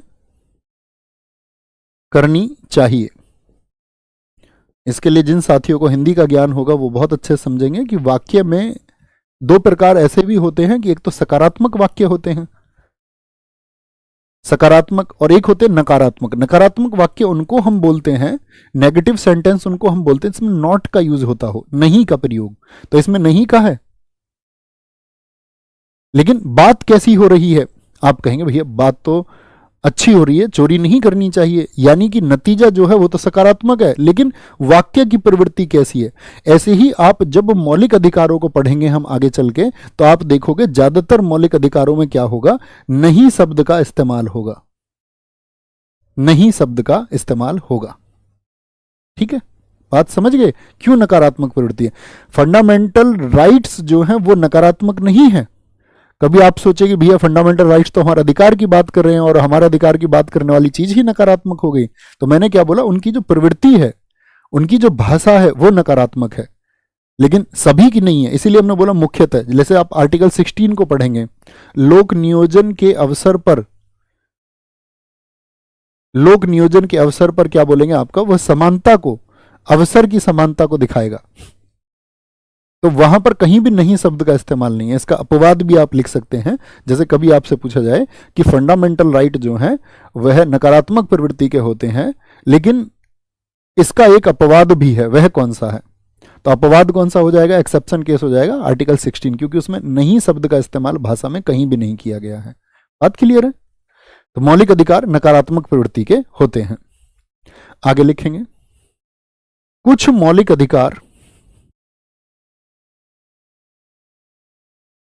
कुछ मौलिक अधिकार, बात समझ पा रहे हैं ना दोस्त मैं क्या आपको समझा रहा हूं आसानी से? तभी मजा आएगा मौलिक अधिकारों को पढ़ने में। मैं कहूं तो कॉन्स्टिट्यूशन में आप बाकी सबको तो एग्जाम की दृष्टि से पढ़ लेना, लेकिन इसको एक नागरिक होने के नाते ये मैं आपको समझा पाऊंगा कि हमें क्या जरूरत है। उसके लिए हमको बहुत आराम आराम से धीरे धीरे सीखने की आवश्यकता है। कुछ मौलिक अधिकार केवल भारतीय नागरिकों को प्राप्त है। जल्दी तो नहीं है तुम्हें सीखने की? भारतीय नागरिकों को प्राप्त हैं। कौन कौन से मैंने आपको बताए थे? तो आपका आर्टिकल 15 भेदभाव की बात नहीं करेगा, आर्टिकल 16 लोक नियोजन जो सरकारी नौकरी आपका, आर्टिकल 19 में आपका स्वतंत्रताएं बताई गई हैं, वाक अभिव्यक्ति, संघ बनाने की, संगठन बनाने की, घूमने की। आर्टिकल 29, ठीक है, और आर्टिकल 30, यहाँ के आपके कल्चरल और एजुकेशनल राइट बताए गए हैं, सांस्कृतिक और शैक्षिक अधिकार बताए गए हैं। तो ये क्या है जो केवल भारतीयों को प्राप्त है। लेकिन इसके अलावा जितने भी हैं, जैसे मैं बात करता हूं आपसे, मान के चलो हम इसमें से बात करते हैं आर्टिकल 17, तो क्या ये भारतीयों को प्राप्त है या नहीं है? तो केवल भारतीयों से मतलब क्या है? केवल भारतीयों का मतलब है ओनली फॉर इंडियंस है, ये आपका विदेशियों को नहीं मिलेंगे। लेकिन बाकी जो सारे हैं, बाकी जो सारे आर्टिकल्स हैं, बाकी जो मिलेंगे वो भारतीयों को भी मिलेंगे और साथ में आपका फॉरेनर्स, विदेशियों को भी मिलेंगे। तो ये ना समझ लेना कि बाकी भारतीयों के लिए नहीं है, यानी भारतीयों के लिए तो सभी हैं, संविधान ही भारतीयों के लिए लिखा जा रहा है और साथ में विदेशियों को। लेकिन विदेशियों को ना तो 15, यानी भैया क्या विदेशियों के साथ में आपका धर्म के आधार पर भेदभाव हो सकता है? तो हमारा संविधान तो यही आपको बताता है कि भाई आपका देश की जो प्रस्तावना वो क्या बता रही है संविधान की, कि भाई हमको देश की एकता और अखंडता को बनाए रखना है। तो डिग्निटी, मर्यादा आपको देश की बनाए रखनी है, तो क्या आप किसी विदेशी के साथ में व्यवहार करेंगे? लेकिन मान के चलिए किसी ने वो ऐसा व्यवहार कर दिया तो फिर वो पनिशेबल नहीं है, ठीक है। लेकिन फिर उसको पनिशेबल बनाया जाएगा संविधान के अनुसार नहीं, फिर उसको बनाया जाएगा किससे? मैंने आपको बताया था, फॉरेन एक्ट, जो विदेशी अधिनियम है उसके तहत फिर उसके लिए प्रावधान भी है। कभी ऐसा ना हो आप किसी विदेशी को पकड़ लें कि भैया हमारा संविधान तो इस बारे में बात नहीं करता है। समझ पा रहे हैं? तो कुछ मौलिक अधिकार किसके लिए हैं? Some fundamental rights are only for Indian citizens. अगली बात करेंगे, अधित्याग का सिद्धांत लागू है। अधित्याग का सिद्धांत, इसको बोलते हैं डॉक्ट्रिन ऑफ वेवर। बहुत अच्छा सिद्धांत है, डॉक्ट्रिन ऑफ वेवर।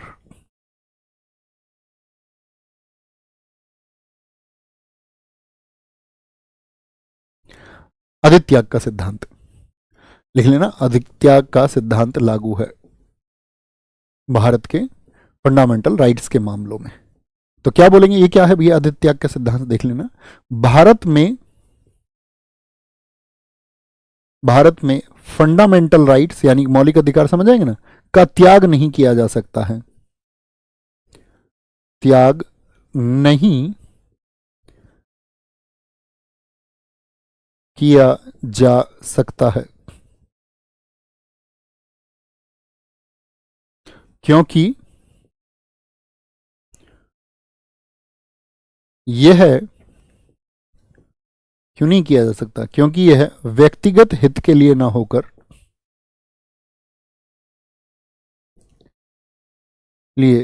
होकर या अपितु व्यक्तिगत हित के लिए ना होकर सामाजिक हित के लिए है। इस बात को समझना है, सामाजिक हित के लिए है। यानी क्या बोला हमने? FR को त्याग नहीं कर सकते हैं, याद रखना, F fundamental rights can't be discarded. क्या बोलेंगे? सॉरी, डिस्कार्डेड बिकॉज, बड़े ध्यान से समझना दोस्त इस बात को, because they are not for personal interest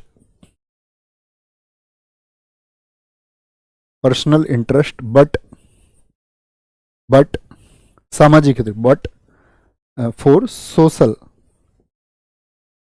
social interest. इस बात को समझे। जैसे आप किसी एक अनुच्छेद को सोचिए जो आपको क्या बताता है, जो फंडामेंटल राइट है, तो हम जैसे मान के चलते हैं, इसमें हम कहते हैं आर्टिकल 17। आर्टिकल 17 बताता है abolition of untouchability. Abolition of untouchability का क्या मतलब है? अस्पृश्यता का अंत, छुआछूत का अंत, अस्पृश्यता का अंत, इसी को बताता है जी। अब मान के चलिए आप ये कह रहे हैं कि भाई अस्पृश्यता का अंत मतलब किस लिए लाया गया, कि भाई जो कुछ समुदाय हैं अन्य समुदायों को खुद से नीचा समझ करके उनके साथ में क्या करते हैं, फिर एक डिस्क्रिमिनेशन अर्थात भेदभाव करते हैं। तो उस भेदभाव को रोका जा सके, इसी के लिए तो अनुच्छेद 17 आया। अब अनुच्छेद 17 आया, अब मान के चलो एक व्यक्ति ये बोले कि भाई मुझे तो कोई दिक्कत नहीं है और आप मेरे साथ छुआछूत जैसा जो भेदभाव है वो कर सकते हैं, यानी आप मेरे साथ डिस्क्रिमिनेशन कर सकते हैं। उसने भाई व्यक्ति का अपना अधिकार है ना, तो यहां पर क्या बोला कि जो फंडामेंटल राइट है उसको त्याग नहीं किया जा सकता है। आप अपने फंडामेंटल राइट को छोड़ नहीं सकते हैं। आप ये नहीं कह सकते ठीक है आप अगर अब मेरे साथ कोई भेदभाव करेंगे तो मुझे कोई दिक्कत नहीं है, फिर इसके लिए आप भी दोषी हो जाएंगे। जैसे मुझे एक बात बताइए, जीवन जीने का अधिकार क्या एक मौलिक अधिकार है? तो आप कहेंगे हाँ। तो जीवन जीने के अधिकार में क्या मरने का अधिकार भी शामिल है? यानी भाई मेरा जीवन है और मैं इसको जब चाहे खत्म कर सकता हूं क्या? मेरा जीवन है, मेरा इस पर अधिकार है, ये मेरा फंडामेंटल राइट है, तो इसीलिए बोला गया नहीं आप अपने जीवन को खत्म नहीं कर सकते हैं, त्याग नहीं सकते हैं। और त्याग नहीं सकते इसी को हम अधित्याग का सिद्धांत बोलते हैं, डॉक्ट्रिन ऑफ वेवर बोलते हैं, कि आप अपने फंडामेंटल राइट्स का त्याग नहीं कर सकते, क्योंकि ये सिर्फ आपकी जिम्मेदारी नहीं है। आपका जीवन सिर्फ आपका जीवन नहीं है, ठीक है, वह समाज के हित के लिए भी है। आप उसको सिर्फ पर्सनल इंटरेस्ट के लिए ना समझे, वो व्यक्तिगत हित नहीं है, उसमें समाज का हित भी शामिल है। ठीक है, आपसे मान के चलो जैसे कि हम अपने जीवन को नहीं खो सकते क्योंकि हमसे हमारी उम्मीदें जुड़ी हुई हैं बहुत सारे लोगों की, आप पिता की, माता की, पत्नी की, पति की, भाई की, बहन की, या कोई भी और रिश्ता है जो निर्भर करता है आपके ऊपर, यानी कि उसमें एक सामाजिक हित जुड़ा हुआ है। बात समझ पाए? तो क्या बोलेंगे कि हम कहेंगे कि भैया फंडामेंटल राइट्स का त्याग नहीं किया जा सकता, यानी कि अगर व्यक्ति आत्महत्या करेगा तो उसके लिए उसको क्या मतलब, अगर उसने प्रयास किया और तो फिर क्या होगा, तो वह आपका क्या हो जाएगा। जैसे पहले हम आईपीसी को पढ़ते थे तो आईपीसी में आपका एक सेक्शन हुआ करता था 309, उसमें क्या था, आत्महत्या के लिए दंड था, यानी कि आप अगर सुसाइड करने का प्रयास कर रहे हैं तो आपको फिर दंडित किया जाएगा उसके लिए। ठीक है, तो यानी कि जीवन जीने के अधिकार में मरने का अधिकार जो है वो शामिल नहीं है। क्यों नहीं है शामिल? क्योंकि आप फंडामेंटल राइट्स का त्याग नहीं कर सकते हैं। कोई दिक्कत? ठीक है, अच्छा अगला सिद्धांत आता है इसी का में, आच्छादन का सिद्धांत। समझ पाइए नहीं मेरी बात? फिर से मैं आपसे रिपीट कर इसको दोहराता हूं। एक और उदाहरण, अच्छा उदाहरण हम ले सकते हैं। जैसे मैं आपसे पूछूं आपके घर में कोई साइकिल है? आप कहेंगे हाँ। गाड़ी, मोटरसाइकिल कुछ तो होगी आपके घर में। तो मैं आपसे ये बोलूं कि उस साइकिल का आप त्याग कर सकते हैं या नहीं? भैया आप अपनी साइकिल जंगल में कहीं छोड़ जाएंगे तो क्या आपको उसके लिए प्रावधान है कि पनिशमेंट किया जाएगा? आप अपनी बाइक कहीं छोड़ दें, आप चाहे अपनी गाड़ी, आप अपना कोट कहीं छोड़ दें, अक्सर भूल भी जाते हैं। तो वो सब क्या है? वो सब प्रॉपर्टी है। वो सब क्या है? वो संपत्ति है। और संपत्ति का त्याग आप कर सकते हैं क्योंकि संपत्ति जो है वो आपका मौलिक अधिकार नहीं है। संपत्ति अब क्या है? मौलिक अधिकार नहीं है। यानी आप चाहें तो सन्यासी बन जाएं, आप घर छोड़ के चले जाएं, या आप बाबा जी बन जाएं, मतलब जो भी आप चाहें। ठीक है, जैसे कि मान के चलो आप इसको बोल दे कि मैं अपनी सारी प्रॉपर्टी को छोड़ रहा हूं, तो आप छोड़ सकते हैं। तो वो क्या है? वो क्योंकि आपका मौलिक अधिकार नहीं है। जो मौलिक अधिकार हैं उनका त्याग आप नहीं कर सकते हैं। बात क्लियर है? एक अंतिम सिद्धांत को हम पढ़ते हैं हमारे मौलिक अधिकारों के रूप में, है आच्छादन का सिद्धांत। आच्छादन बोलते हैं ग्रहण को, जैसे सूर्य ग्रहण, चंद्र ग्रहण। आच्छादन का सिद्धांत कहें तो ग्रहण का सिद्धांत। अच्छा, जब हम सूर्य ग्रहण की बात करते हैं तो ग्रहण का क्या अर्थ होता है? मतलब सूर्य छिप जाता है, सूर्य को ग्रहण लग जाता है ना? ग्रहण का सिद्धांत, यानी कि इसको हम बोलते हैं doctrine of Eclipse. Doctrine of Eclipse ये क्या कहता है? देखो, ये डॉक्ट्रिन ऑफ वेवर आप समझ पाए कि मौलिक अधिकारों का त्याग नहीं हो सकता।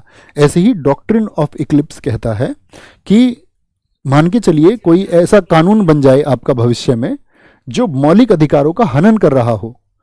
अब वो कानून मतलब एक विस्तृत कानून था, उस कानून में कुछ बातें तो सही की गई थी जो कि आपका वैध थी, एकदम से वैलिड थी, लेकिन कुछ बातें ऐसी कर दी गई थी जो मौलिक अधिकारों के लिए एकदम से अवैध लग रही थी, असंगत लग रही थी। तो फिर उनका क्या होगा? तो क्या करेंगे? जो अवैध भाग है, यानी कि जो लागू नहीं हो सकता है हमारे फंडामेंटल राइट्स के बारे में, उसको क्या कर दिया जाएगा? हटा दिया जाएगा। और जो वैध है उसको रख लिया जाएगा, क्योंकि जो चीज वैध है, वैलिड है, उसमें तो कोई दिक्कत ही नहीं है। लेकिन अगर अवैध की वजह से वैध भाग को हटाने में, जो अवैध भाग को हटाने की वजह से वैध भाग में भी कोई दिक्कत आ रही है, तो समस्त को हटाना पड़ेगा, पूरे को हटाना पड़ेगा। तो समझ गए? कभी भी कोई लॉ बन रहा है, आसान से शब्दों में समझें, जैसे कि हमारे यहाँ लॉ कौन बनाता है बताओ? तो आप कहेंगे भैया सरकार का काम है, ये गवर्नमेंट का, पार्लियामेंट बनाती है। अब जो लॉ बनाया सरकार ने, उसमें क्या था, कुछ जो पार्ट था उसमें से कुछ, उसने जो लॉ बनाया तो कुछ पार्ट था आपका, तो कुछ पार्ट तो था आपका वैध अर्थात वैलिड, और जो कुछ पार्ट था वो उसमें से था इनवैलिड, यानी कि वो अवैध था। अब सुप्रीम कोर्ट के पास में आपने कहा कि मौलिक अधिकारों का हनन हो रहा है, तो आप सुप्रीम कोर्ट सीधे जा सकते हैं। तो सुप्रीम कोर्ट में आपने जाकर के ये वहां पर अपील दी, या सुप्रीम कोर्ट इसको खुद ही आपका न्यायिक समीक्षा भी कर सकता है, जुडिशियल रिव्यू का अधिकार भी दिया गया है। याद रख लेना, सुप्रीम कोर्ट को क्या है, जुडिशियल रिव्यू का अधिकार भी है। यानी सुप्रीम कोर्ट देखेगा कि भाई ये जो एक्ट बना है इसमें कहीं ऐसा तो नहीं है कि मौलिक अधिकारों के हनन की बात की गई हो। तो क्या करेगा सुप्रीम कोर्ट, जो अवैध भाग है उसको हटा देगा, इसको क्या कर देगा, वैध को ये लागू रहेगा। तो किसको ग्रहण लग गया, जो गलत था, ग्रहण ग्रहण लग गया। जैसे सूर्य ग्रहण में सूर्य छिप जाता है, चंद्र ग्रहण में चंद्रमा को ग्रहण लग जाता है, उसी तरह एफआर में क्या होगा यहां पर, और ये क्या होगा, ये हट जाएगा। बात समझ गए आसान से शब्दों में, बात क्लियर है? बोले जी, कोई दिक्कत? भैया कोई आत्महत्या कर ले तो उसको कैसे सजा मिलेगी, आप थोड़ा सा लॉजिक लगाइए। मैंने कहा ना, स्टूडेंट के अंदर इंसाइट होनी चाहिए। जब व्यक्ति खत्म ही हो जाएगा तब कैसे सजा मिलेगी उसको, आत्महत्या के प्रयास के लिए, आत्महत्या के लिए नहीं, इसीलिए मैंने बोला 309। तो वह बच गया तो फिर उसको क्या है, सजा मिलेगी। थोड़ा सा सोचना है। जैसे कई साथी ये कहते हैं, जैसे मैं कहता हूं मरणोपरांत भारत रत्न, तो कहते हैं जो व्यक्ति मर ही गया है तो मरणोपरांत भारत रत्न कैसे दिया जा सकता है। तो ये बताता है कि आपके अंदर इंसाइट की कमी है, आपको विचार करना चाहिए थोड़ा सा। कहते हैं जी मरणोपरांत परमवीर चक्र कैसे ही दिया जा सकता है, तो उनके फैमिली मेंबर्स तो हैं जिस पर उनका अधिकार है, तो उनको दिया जाएगा। तो थोड़ा सा मतलब विकसित सोच, बुद्धि से सोचना है। आईक्यू लेवल बढ़ाने के लिए काम करो। आपका आईक्यू समझते हो ना, डिसीजन पावर्स, आईक्यू जिनका बेहतरीन होता है ना, तब उनको बहुत सारे सॉल्यूशंस बिना सोचे मिलने लगते हैं। जब आप दुनिया में बहुत सारी चीजों के सॉल्यूशंस और कारण बिना पढ़े, बिना रिसर्च के जान पाओ। जैसे मैं आपसे कहूं कि पहले बारात 6 दिन रुकती थी, बारात जो आती थी पहले 6-6 दिन रुकती थी रास्ते वगैरह की वजह से। अब उसके क्या क्या कारण रहे होंगे और आप सोच पाओ एक सही तरीके से, तो इसका मतलब आपका आईक्यू लेवल बहुत अच्छा है। आईक्यू लेवल के लिए आपको पहेलियां करनी चाहिए, अखबार में सुडोकू जैसी चीजें आती हैं, शतरंज जैसा खेल आपको खेलना चाहिए। अगर आप इंस्टाग्राम की रील अक्सर देखेंगे तो फिर क्या होगा, फिर तो आप अपना मतलब जो है एक, अगर आप सोच रहे हैं कि आपका बौद्धिक विकास हो जाएगा तो वह नहीं हो सकता है, ये सत्य है। आगे आ जाओ। आच्छादन का सिद्धांत समझ में आया? किसी भी साथी को इस बात में कोई दिक्कत, कोई परेशानी रही हो तो मुझे बताओ। तो मैंने क्या कहा, जो आपका लीगल पार्ट है वो तो बना रहेगा, और जो इलीगल पार्ट है, जो इलीगल पार्ट है आपका, वो क्या होगा, वो हट जाएगा। ठीक है, आगे आते हैं। वर्तमान में कितने मौलिक अधिकार है बताएं जरा। अगली बात, वर्तमान में मौलिक अधिकार कितने हैं? मौलिक अधिकार at present fundamental rights, fundamental rights in present कितने हैं साथी? 6 हैं। कौन कौन से हैं जरा लिखें।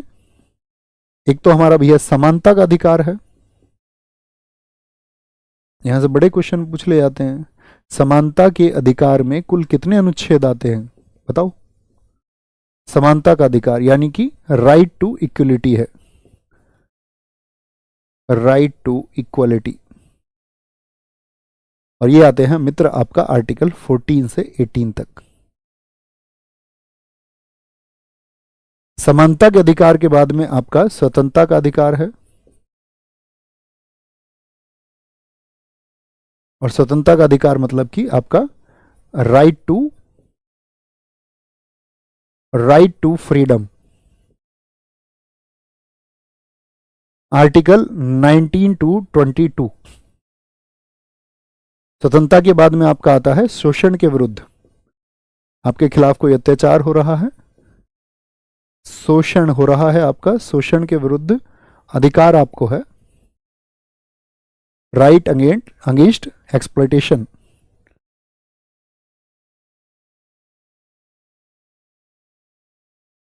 एक्सप्लॉयटेशन किस आर्टिकल में आता है? बोलते चलें जिन साथियों को पता हो। 23 से 24 आता है आपका। ओके। शोषण के विरुद्ध के बाद में आता है धार्मिक स्वतंत्रता,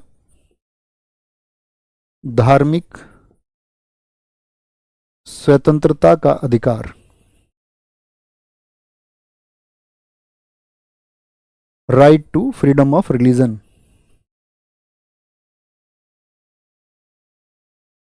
right to freedom of religion. बताइए इसमें कौन से आपका आर्टिकल्स आते हैं? इसमें आता है आपका आर्टिकल 25 से 28 आएगा। 25 से 28 तो 4 हो गए। अगला कौन सा आता है आपका? आपका 5वां होता है आपका सांस्कृतिक और शैक्षिक अधिकार।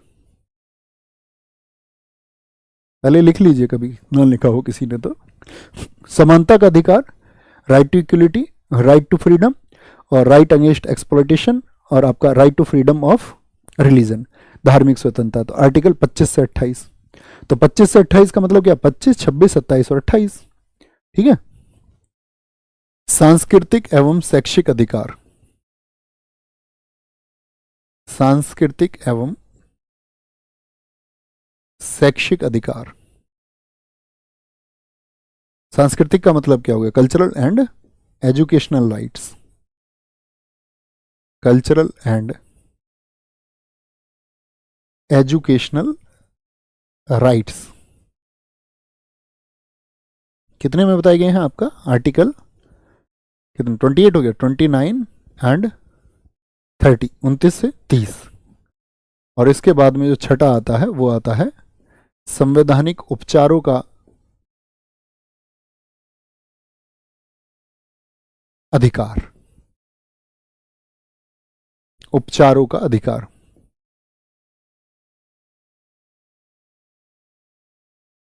यहां पे आएगा आपका आर्टिकल 32। यहां पे क्या बताया गया? राइट टू और राइट टू कॉन्स्टिट्यूशनल रेमेडीज। तो कितने हैं आपका? अभी हम आगे चल के बात करेंगे संपत्ति के अधिकार को किस तरह हटाया गया। तो ये हमारे टोटल कितने? 6 हमारे वर्तमान में क्या है? मौलिक अधिकार हैं। ये आपको पता होने चाहिए। अब देखो मौलिक अधिकार मैंने आपसे कहा कहां से शुरू होते हैं? आर्टिकल 12 से 35। लेकिन यहां पर क्या आपका बोलेंगे?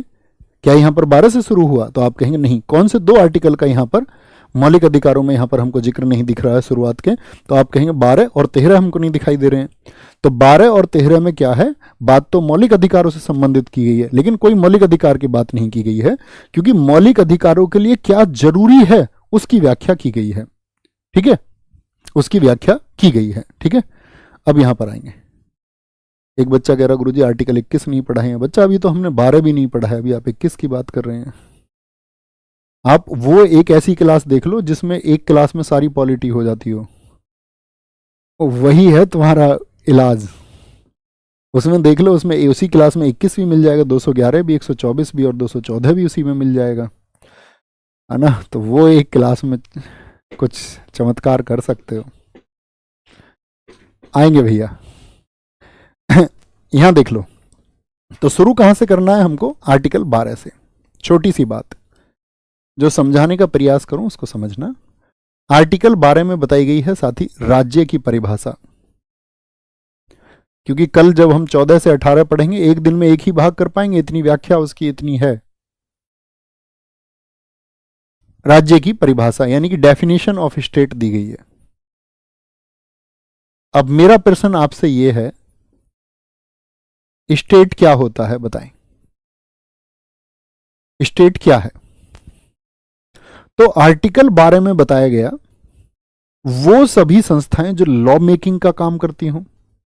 लॉ मेकिंग चाहे वो सेंट्रल लेवल पर हो, केंद्र सरकार, चाहे राज्य स्तर पर राज्य सरकार, वहां संसद, राज्य स्तर पर विधानमंडल, ग्राम स्तर पर ग्राम पंचायत और आपका ग्राम स्तर पर ही जिला बोर्ड, आपका नगर स्तर पर नगर पालिका, नगर परिषद। ठीक है, और बाकी वो सभी संस्थाएं जहां पे रेगुलेशंस फॉलो होते हों, कुछ नियम फॉलो होते हों। और या फिर वो सभी संस्थाएं जहां पर सरकार की हिस्सेदारी हो। तो मैं आपसे चाहूंगा कि आप अपने आसपास की किसी एक ऐसी संस्था का नाम लिखें जिसको आप स्टेट कह सकते हैं। जैसे इसके लिए मैं कहूंगा जिसको किसी भी काम के लिए प्राधिकार दे दिया गया हो, जैसे सरकारी डॉक्टर वो स्टेट है, डिस्ट्रिक्ट मजिस्ट्रेट वो स्टेट है, कूड़ा उठाने वाली गाड़ी वो भी एक काम करने के लिए आपका ऑथराइज्ड है, उसका काम है कूड़ा उठाना, तो वो भी क्या है, एक स्टेट है। तो आप जरा सोचिए आपके आसपास में स्टेट क्या है और क्या नहीं है, तब हम समझ पाएंगे। आप स्टेट को और अच्छे से बताएंगे। भैया भैया आपका सीडीओ स्टेट, बिल्कुल स्टेट है। पोस्ट ऑफिस बिल्कुल स्टेट है, पोस्ट ऑफिस बहुत अच्छा लिखा साथियों ने। रेलवे, हाँ जी रेलवे स्टेट है, रेलवे स्टेट है, बहुत अच्छा लगा। बैंक स्टेट है, यानी कि कुछ नियम बना रहे हैं ना, किसके लिए, आपका पब्लिक के लिए बनाए जी। हॉस्पिटल जी भाई साहब स्टेट है। सीएम ऑफिस बिल्कुल स्टेट है। सरकारी स्कूल, हाँ जी मैंने बताया ना, वो सभी जहां पर सरकार का कोई अंश हो, अनुदान हो, फंडेड हो, गवर्नमेंट का पैसा जहां पर लगा हुआ, वो सभी स्टेट है। सोचिए, सरकारी अस्पताल, हाँ जी स्टेट है। विद्युत विभाग, हाँ जी स्टेट है।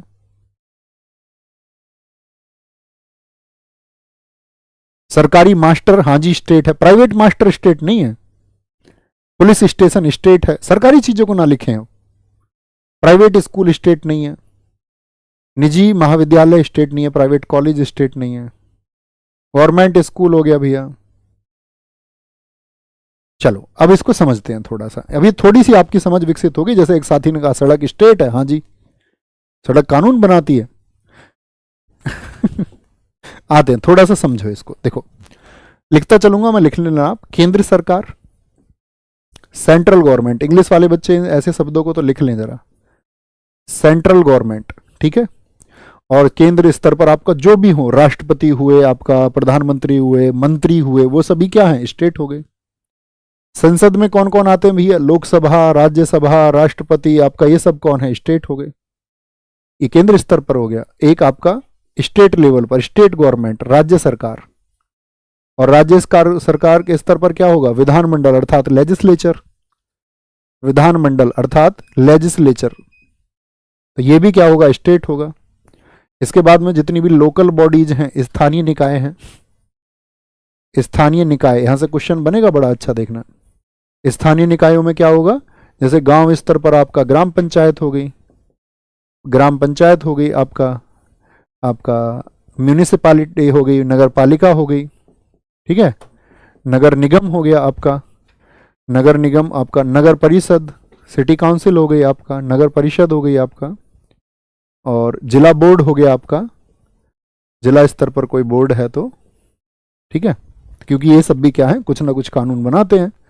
और अगर हम बात करें सभी सरकारी पदाधिकारी, सभी सरकारी जितने भी पदाधिकारी हैं वो भी क्या होंगे, आपका स्टेट होंगे। सरकारी पदाधिकारी का मतलब क्या हो गया, सरकारी डॉक्टर हो गया, जैसे कि उदाहरण लिख सकते हैं।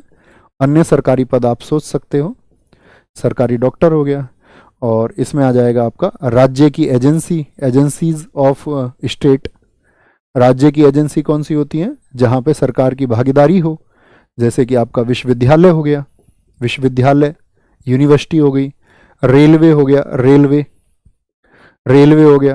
पीएसयू हो गई सारी। पीएसयू का मतलब समझते हैं ना, पब्लिक, लिखो इसको, पब्लिक सेक्टर अंडरटेकिंग। किसी एक पीएसयू का नाम जरा लिख के बताइए, आप क्या समझते हैं पीएसयू के बारे में। पब्लिक सेक्टर अंडरटेकिंग या पब्लिक सेक्टर यूनिट हो सकता है। तो पब्लिक सेक्टर यूनिट का मतलब क्या है आपका, जैसे कि एनटीपीसी हो गया आपका, एनटीपीसी। तो इसको बोलते हैं पब्लिक सेक्टर अंडरटेकिंग, मतलब सार्वजनिक, जो पब्लिक के लिए है, सार्वजनिक क्षेत्र के उपक्रम। सार्वजनिक क्षेत्र के जितने भी उपक्रम हैं, अब जितनी भी आप महारत्न कंपनीज को जानते हो, जितनी भी आप नवरत्न कंपनीज को, मिनी रत्न कंपनीज को, ठीक है। तो पीएसयू का मतलब क्या है, जिसमें सरकार की हिस्सेदारी क्या आधे से ज्यादा है, 51% है। चाहे भेल हो, सेल हो, ओएनजीसी हो, oil and natural gas corporation, oil India limited हो, आपका भारत पेट्रोलियम हो, आपका हिंदुस्तान पेट्रोलियम हो, SAIL steel authority of India limited हो, गेल हो, gas authority of India limited हो, ठीक है, तो ये सब किस में आ गए आपका, तो बोलेंगे भैया स्टेट हो जाएंगे। रेलवे हो गया, जैसे अन्य संगठन जैसे यूपीएससी बताइए, केंद्र सरकार का आयोग है। एलआईसी हो गया जैसे आपका, जी भारत सरकार का उपक्रम है ये, ठीक है। और इसमें हम बात कर सकते हैं आपका और क्या क्या आएगा राज्य की परिभाषा में, इसमें आपका जितनी भी संवैधानिक, जो आपका संवैधानिक रूप से संस्थाएं बनाई गई हैं, कॉन्स्टिट्यूशनल इंस्टीट्यूशंस जितने भी हैं जो संवैधानिक रूप से बनाए गए हैं या कानून बना के जो बनाए गए हों, एक्ट के माध्यम से बनाए गए हों, चाहे सेबी हो आपका, सांविधिक संस्थाएं,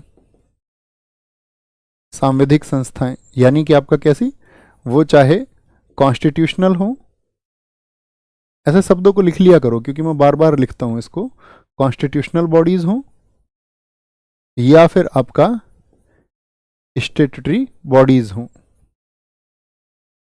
ये सभी किस में आएंगे साथी, हमारा स्टेट में यानी कि राज्य में आ जाएंगे। और इसमें जितनी भी प्राइवेट कंपनियां हैं, प्राइवेट कंपनी, क्योंकि वहां पे जब लोग काम करेंगे तो उनको लॉ मेकिंग करनी पड़ेगी, तो फंडामेंटल राइट्स का उनको भी ध्यान रखना पड़ेगा। ऐसा थोड़ी है वहाँ पे किसी के फंडामेंटल राइट का हनन हो जाएगा कि वहाँ समानता नहीं मिलेगी, या वहाँ पर मान के चलो किसी प्राइवेट कंपनी में दो काम कर रहे हैं व्यक्ति और कोई व्यक्ति निम्न समुदाय से है या कोई व्यक्ति आपका उच्च समुदाय से है, तो उसको ऐसे भेदभाव नहीं कर सकते हैं कि भाई आप निम्न समुदाय के हैं, ठीक है, प्राइवेट कंपनी। लेकिन अब मेरा क्वेश्चन आपसे ये, यहाँ पे एक क्वेश्चन पूछा जाता है जैसे कि एनसीईआरटी, ये बताओ एनसीईआरटी होगा या नहीं होगा। एनसीईआरटी को एक वाद में साथी नहीं माना गया है, एनसीईआरटी स्टेट नहीं है, याद रख लेना, स्टेट नहीं है। कौन नहीं है स्टेट, एनसीईआरटी। किस वाद से, Chandramohan Khanna, Chandramohan Khanna, Khanna versus NCERT. NCERT समझते हो ना, किताबें पढ़ते होंगे आप, एनसीईआरटी नई दिल्ली वाला, National Council for Educational Research and Training, इन सब को हम पढ़ लेंगे धीरे धीरे, चिंता नहीं करनी है अभी। एनसीईआरटी क्या है, स्टेट नहीं है। बीसीसीआई, क्रिकेट की एक संस्था है बीसीसीआई, इसको भी कहा गया है स्टेट नहीं है, स्टेट नहीं है। किस वाद में ये कहा गया कि बीसीसीआई स्टेट नहीं है, तो यह जी टेलीफिल्म्स का केस, Zee telefilms versus union of India, union of India 2005। अब देखो किसी भी चीज को अगर ये कह रहे हैं स्टेट नहीं है तो उसके कुछ ग्राउंड्स तय हुए होंगे। ग्राउंड्स तय इस बात पर हुए कि ये जो गवर्नमेंट फंक्शंस हैं उन सबको पूरी तरह से, जैसे आप बीसीसीआई को देखोगे तो वहां पर ऐसा कोई फिक्स मेथड नहीं है, ऐसी कोई बॉडी नहीं है कि उसका चुनाव किसी इस फिक्स तरीके से होगा या वहां पर कुछ ऐसे नियम है, ऐसे ही एनसीईआरटी में है। तो कहने का मतलब है जो गवर्नमेंटल फंक्शंस होने चाहिए उन सबके जो नियम है, शर्त है, उनको ये पूरी नहीं करते हैं, ठीक है। ये क्या बोलेंगे, ये स्टेट नहीं है, राज्य नहीं है। जैसे मैं आपसे बोलूं यहां पे आपका न्यायालय, कोर्ट, न्यायालय कौन बताएगा, जरा सोच के देखना, न्यायालय स्टेट है या नहीं है।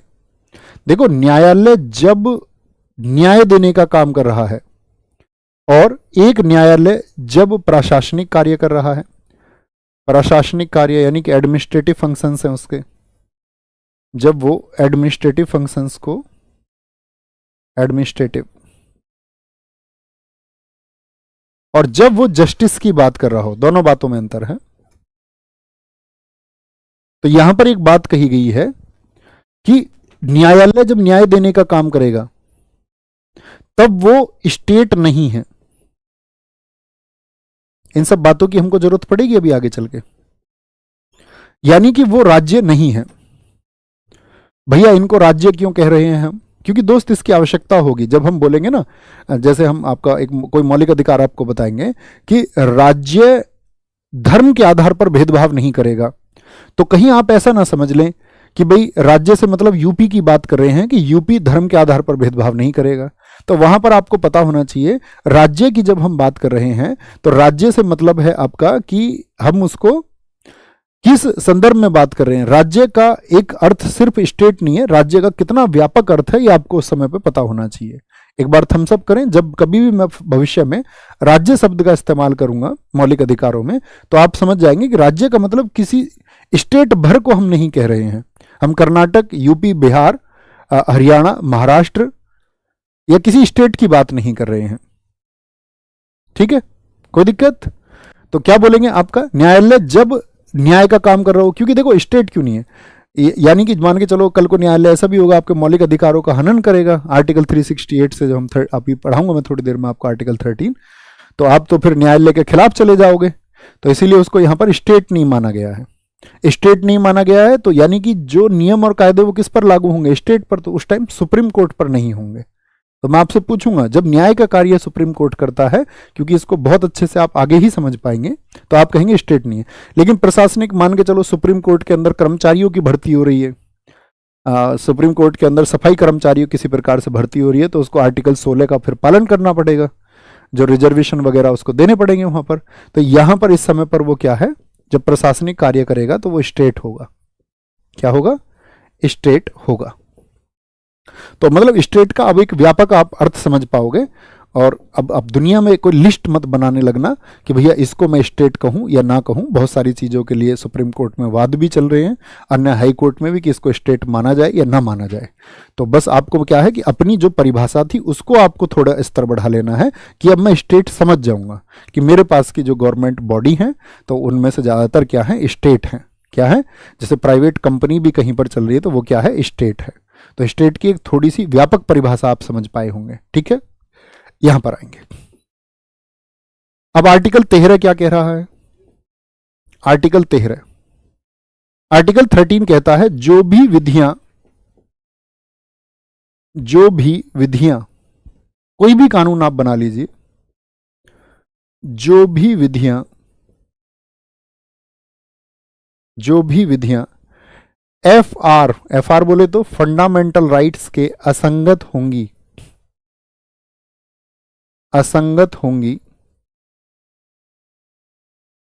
शून्य मान ली जाएगी। आर्टिकल 13 कहता है कि आप कोई भी कानून बना लो, कोई दिक्कत नहीं है, लेकिन यदि कानून कहीं भी फंडामेंटल राइट्स के असंगत हुआ, यानी कि फंडामेंटल राइट्स को कहीं भी वायोलेट कर रहा है, कहीं भी उनका हनन कर रहा है, ठीक है, हनन कर रहा है, तो वो क्या हो जाएंगी? शून्य मान ली जाएंगी। यानी कि लॉज क्या बोलेंगे? इनकंसिस्टेंट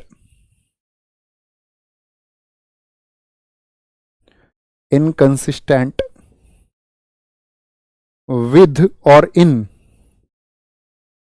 इन डैरोगेशन का मतलब ही है आपका असंगत, और इन डैरोगेशन ऑफ द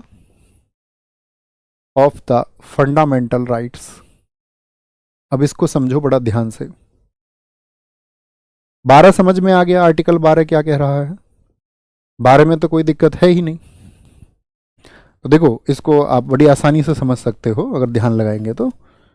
जैसे मैं आपसे ये कह रहा हूं कि हमारा संविधान कब लागू हुआ, तो संविधान लागू हुआ है हमारा 26 जनवरी 1950 को। बड़ी छोटी सी बात है, इस दिन हमारा संविधान क्या हो गया? इंप्लीमेंट हो गया। लेकिन इससे पहले का जो शासन चल रहा था वो किस अधिनियम से चलता था, जरा बताएंगे? जैसे जब भारत आजाद हुआ तो मैंने आपको बताया था कि जब तक भारत का अपना संविधान नहीं बनता है तब तक जो शासन चलेगा वो किस अधिनियम से चलेगा? बोलेंगे भाई फटाफट से।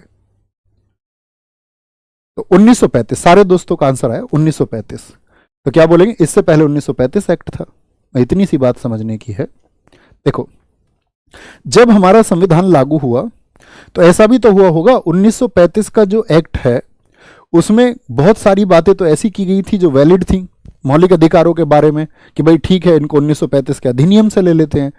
1935 के अधिनियम से आप जानते भी हैं सर्वाधिक चीज़ें हमारे संविधान में ली गई।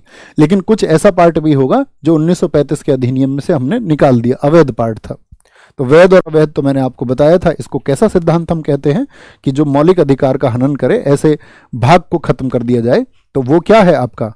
तो आप कहेंगे वो ग्रहण का सिद्धांत है, आच्छादन का सिद्धांत है। डॉक्ट्रिन ऑफ एक्लिप्स में हमने अभी पढ़ा था।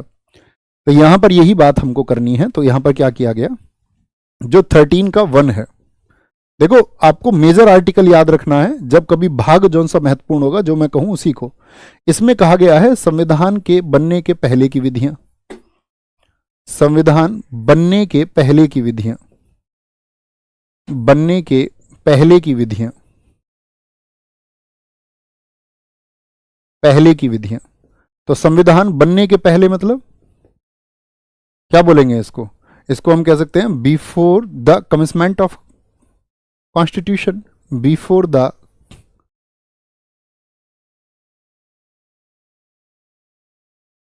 कमिसमेंट ऑफ कॉन्स्टिट्यूशन। देखो इसमें क्या बात की गई है, संविधान बनने की पहले की विधियां, यानी कि जैसे 1935 का भारत सरकार अधिनियम, तो 1935 के भारत सरकार अधिनियम में कोई भी ऐसी चीज होगी जो, भाई इस बात को ध्यान में रखना, इसको आधार बना के पढ़ना है, जो एफआर के अनुरूप नहीं है तो उसको पार्ट को क्या कर दिया जाएगा? शून्य कर दिया जाएगा, कंसिडर्ड एज जीरो, शून्य मान ली जाएगी, कंसिडर्ड एज जीरो।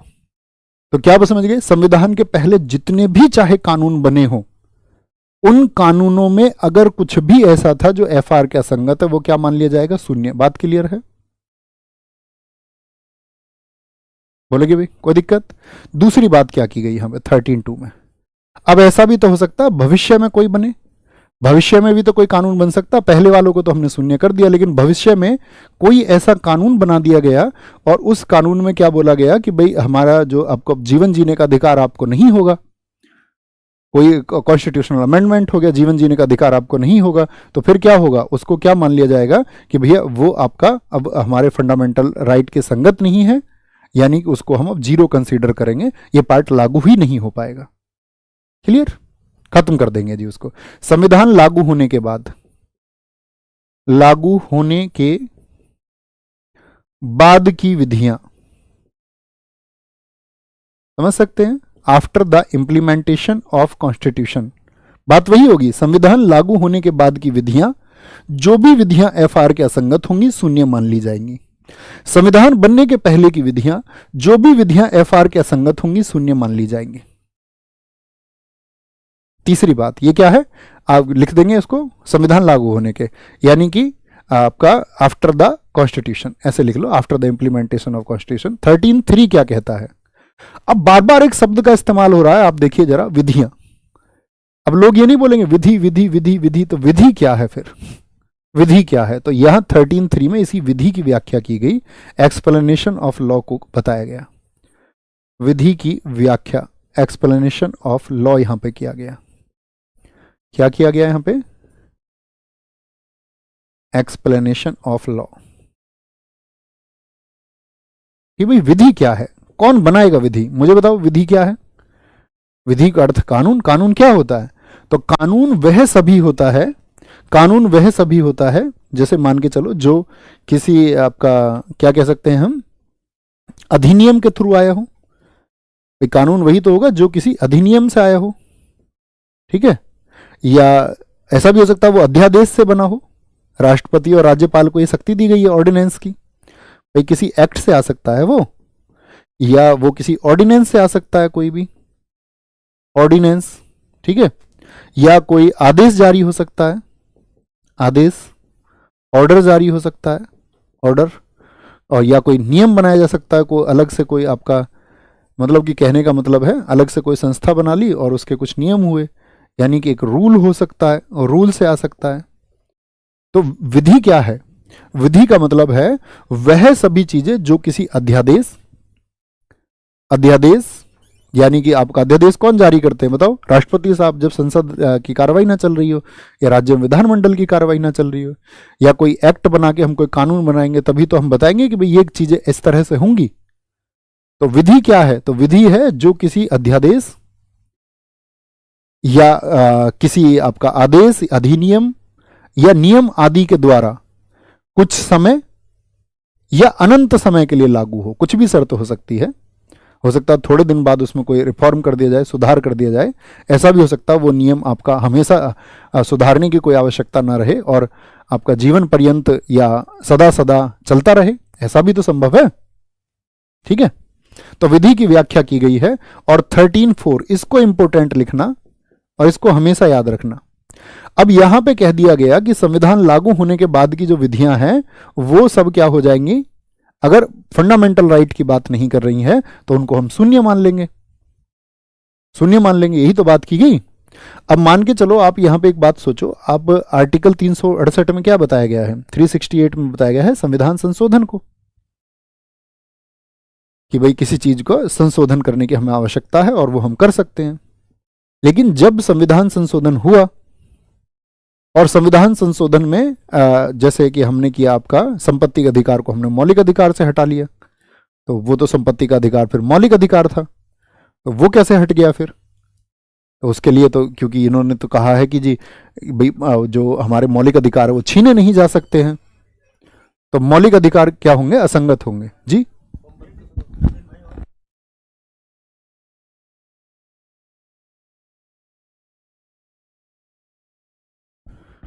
ठीक है, एफआर की असंगत होंगी, तो मौलिक अधिकारों को छीना नहीं जा सकता है। बच्चे ऐसे भी आ जाते हैं क्लास में डायरेक्ट खोल के बोर्ड ठीक है, समझ गए मेरी बात को? तो मैंने बोला कि अगर वो फंडामेंटल राइट्स हमारा छीन रहा है तो फिर तो भैया वो नहीं हटना चाहिए था, तो फिर कैसे हट गया? तो यहां पे एक क्लॉज दिया गया है कि आपको, आप जानते हैं हर चीज के लिए व्यवस्था की गई है, तो यहां पे व्यवस्था क्या की गई है, संविधान जो संशोधन होगा, जो आपका कॉन्स्टिट्यूशनल अमेंडमेंट होगा, संविधान संशोधन, बहुत महत्वपूर्ण मार्क करना है इसको, संविधान संशोधन आर्टिकल 368 के तहत होता है, तो सब जानते हैं, को उसको विधि ही नहीं मान रहे हैं, को भाग 3 के संदर्भ में, सिर्फ भाग 3 के संदर्भ में विधि नहीं माना जाएगा, नहीं माना जाएगा। और ये बात की गई किसमें, केशवानंद भारतीवाद में। इसको नोट कर लेना, an amendment to the constitution, amendment to the constitution shall not be deemed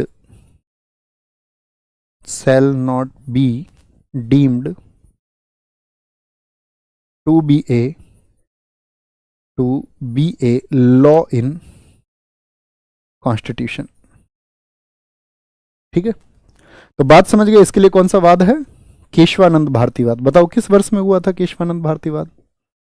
बहुत सारी चीजें इससे हुई हैं। भारतीवाद, ठीक है। अच्छा, लेकिन एक चीज का विशेष ध्यान रखना पड़ेगा, तो कर दिया फ्री या नहीं, यानी कि मौलिक अधिकारों को छीना जा सकता है या नहीं। आप कहेंगे भैया 13 तो कह रहा है कि वो ऐसा कोई भी कानून या विधि बनेगी जो एफआर के असंगत होगी, यानी हमारे मौलिक अधिकारों का हनन करेगी, उसको हम शून्य मान लेंगे। लेकिन वहीं 13(4) में इसका एक्सेप्शन केस भी दे दिया गया कि आर्टिकल 368 से हम जो करेंगे, आर्टिकल 368 से जो भी संविधान संशोधन होगा उसको भाग 3 के संदर्भ में विधि ही मानने से इंकार कर दिया। तो यही तो कहा था, विधियां असंगत होंगी तो विधि मानने से इंकार कर दिया, यानी कि चेंज किया जा सकता है या नहीं। लेकिन उसके लिए क्या होगा, एक विशेष शर्त का ध्यान रखना होगा कि जो हमारा संविधान का मूल ढांचा है वो प्रभावित ना हो। यानी कि प्रस्तावना में हमने आपने पढ़ाना था, मूल ढांचा, बेसिक स्ट्रक्चर जानते हैं, थम्स अप करें, मैंने आपको समझाया था कि जैसे कोई ऐसा संविधान संशोधन नहीं होना चाहिए कि हमारी, मान के चलो, आपका जो भारत के लोकतंत्र की व्यवस्था है उस पर प्रभाव डाले, ठीक है, या हम जैसे धर्मनिरपेक्ष राष्ट्र है तो वहां पर आपका प्रभाव डाले। यानी कि हमारे देश की एकता, अखंडता, ये सब बनी रहनी चाहिए। जो वहां पर समताएं बताई गई हैं, जो न्याय बताए गए हैं, वो प्रभावित नहीं होने चाहिए, और उसको फिर विधि के अंतर्गत नहीं माना जाएगा। लेकिन अगर वहां पर बेसिक स्ट्रक्चर प्रभावित हो रहा है, मूल ढांचा प्रभावित हो रहा है, तो फिर यह भी लागू नहीं होगा। ठीक है, तो केशवानंद भारतीवाद 1973 में यह बात की गई थी। उम्मीद करूंगा आज की क्लास में हमने जो पढ़ा उसको आपने जाना और समझा होगा। अधिकार क्या होते हैं, भाग 3 आर्टिकल 12 से 35 यूएसए से हमने लिए। अधिकार विवेक पर आधारित वह मांग है जिसे समाज स्वीकार करता है और राज्य लागू करता है। अधिकार सैद्धांतिक रूप से नैतिक और कानूनी होते हैं। ठीक है, नैतिक पर आपको दंड नहीं मिलता है, कानूनी पर आपको दंड मिलता है। कानूनी अधिकार में पॉलिटिकल और सिविल होते हैं, ये सिर्फ भारतीयों को प्राप्त होते हैं, नागरिक सभी को प्राप्त होते हैं। ठीक है, फिर हमने जाना संवैधानिक रूप से अधिकार 3 तरह से, प्राकृतिक जो नेचर ने सबको दिए हैं बराबर रूप से, मानवाधिकार जो सिर्फ मानवों को है, विधिक अधिकार जो कानूनों से सिर्फ हमारे देश में या तो मौलिक अधिकार होंगे या फिर आपका वो संवैधानिक होंगे, अर्थात यह सांविधिक होंगे। बात क्लियर थी? फिर हमको क्वेश्चन भी करने हैं। पहली बार मौलिक अधिकारों की जर्नी हमने जानी 1215 में ब्रिटेन में, 1789 फ्रांसीसी क्रांति, 1791 में यूएसए में। यहीं से भारत के एफआर प्रेरित हैं। भारत के फंडामेंटल राइट इसी बिल से क्या है, प्रेरित हैं, inspired by bill of rights. फिर हमने जाना कि भारत में भी उस तरह की मांग उठनी शुरू हुई। सबसे पहले बाल गंगाधर तिलक, फिर एनी बेसेंट जी, फिर नेहरू रिपोर्ट में, फिर कराची अधिवेशन में, फिर गोलमेज सम्मेलन में। फिर 1945 में सप्रू कमेटी ने कह ही दिया, तो सप्रू कमेटी ने कहा तो मौलिक अधिकारों के लिए 2 कमेटी बनी, committee and sub committee, Vallabh भाई पटेल और जेवी कृपलानी जी की अध्यक्षता में। अब यहाँ पे मौलिक अधिकारों के हनन पर हम सुप्रीम कोर्ट जा सकते हैं, कोई भी संशोधन करेंगे। संशोधन कैसे होगा, 368 में। अब आप समझ ही गए होंगे 368 में उसको क्या बोलेंगे, 13(4) में। कौन सा आर्टिकल है, 13(4) में संशोधन हो सकता है, और आपका क्या बोलेंगे, उसको विधि के अंतर्गत ही नहीं रखा गया है। मौलिक अधिकार असीमित नहीं है, मतलब छीन लिए जाते हैं। मौलिक अधिकार प्रवर्तनीय यानी कोर्ट द्वारा ये लागू होते हैं, इनके हनन पर आप सीधे सुप्रीम कोर्ट भी जा सकते हैं। सीधे सुप्रीम कोर्ट जाएंगे किस आर्टिकल से, जरा बताएं। आर्टिकल 32, ठीक है। और आपका हाई कोर्ट में आर्टिकल 226 से, 226 और 32 से। मौलिक अधिकार मुख्यतः नकारात्मक प्रवृत्ति के होते हैं, लेकिन बात क्या है, जैसे हमने एक सेंटेंस के माध्यम से समझा, कुछ मौलिक अधिकार केवल भारतीय नागरिकों को प्राप्त है। अधित्याग का सिद्धांत किसको कहते हैं कि एफआर का आप त्याग नहीं कर सकते, यानी जो आपको मौलिक अधिकार मिला है उसको हम छोड़ नहीं सकते हैं। और जब हम आर्टिकल 21 को पढ़ेंगे तब मैं आपको बहुत सारी केस स्टडीज बताऊंगा। अरुणा सानबाग का एक चर्चित केस है भारत में कि कैसे वो एक लंबे समय तक आपका कोमा में रहीं और उन्होंने सरकार से बोला कि मुझे इच्छा मृत्यु दी जाए, क्योंकि अब जीवन बहुत मुश्किल है और पीड़ा भरा हुआ है। तो उसके लिए आपका पैसिव यूथेनेशिया का हमारे देश में प्रावधान है। वह क्या है, यूथेनेशिया किन किन देशों में है, आर्टिकल 21 में हम इसको पढ़ेंगे।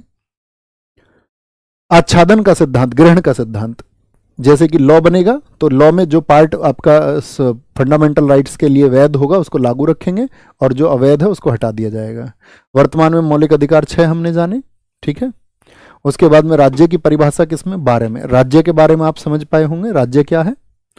और राज्य की मतलब ऐसे नहीं अब सोचने लगो कि मेरी साइकिल है ये राज्य है या नहीं है। सिर्फ ये सोचना कि जो जहां पर लोग कार्यरत हों, लोगों के लिए ही तो फंडामेंटल राइट होंगे, दीवारों के लिए, आपका इंजन के लिए थोड़ी ना होंगे। तो आपको सोचना है जिस बॉडी में लोग रहते हों उसको आपको सोचना है ना। आगे आएंगे।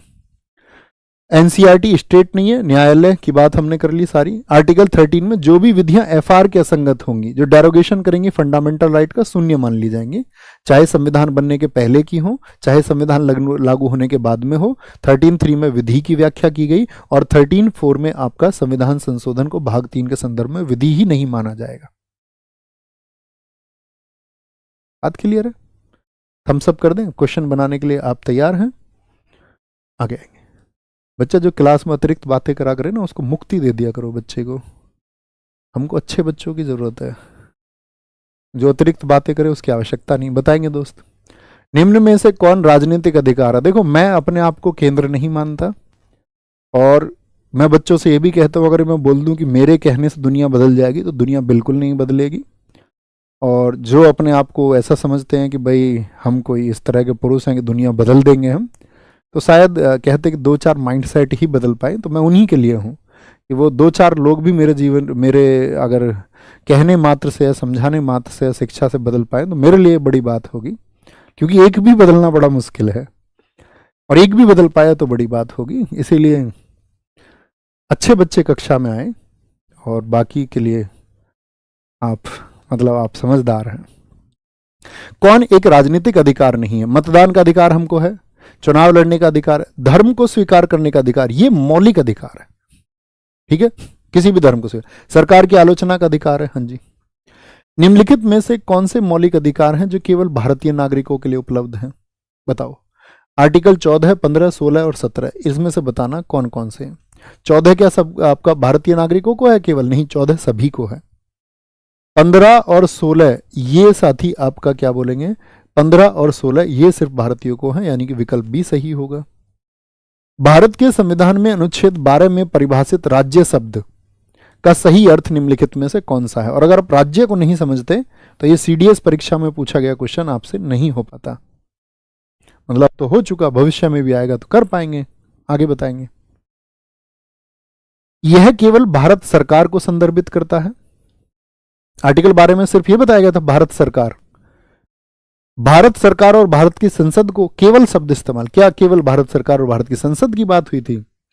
केवल भारत सरकार, भारत की संसद और प्रत्येक राज्य की सरकार और विधानमंडलों को नहीं, यह भारत सरकार, भारत की संसद, सरकारों और भारत के क्षेत्र के भीतर अन्य प्राधिकरण जो लॉ मेकिंग का काम करें।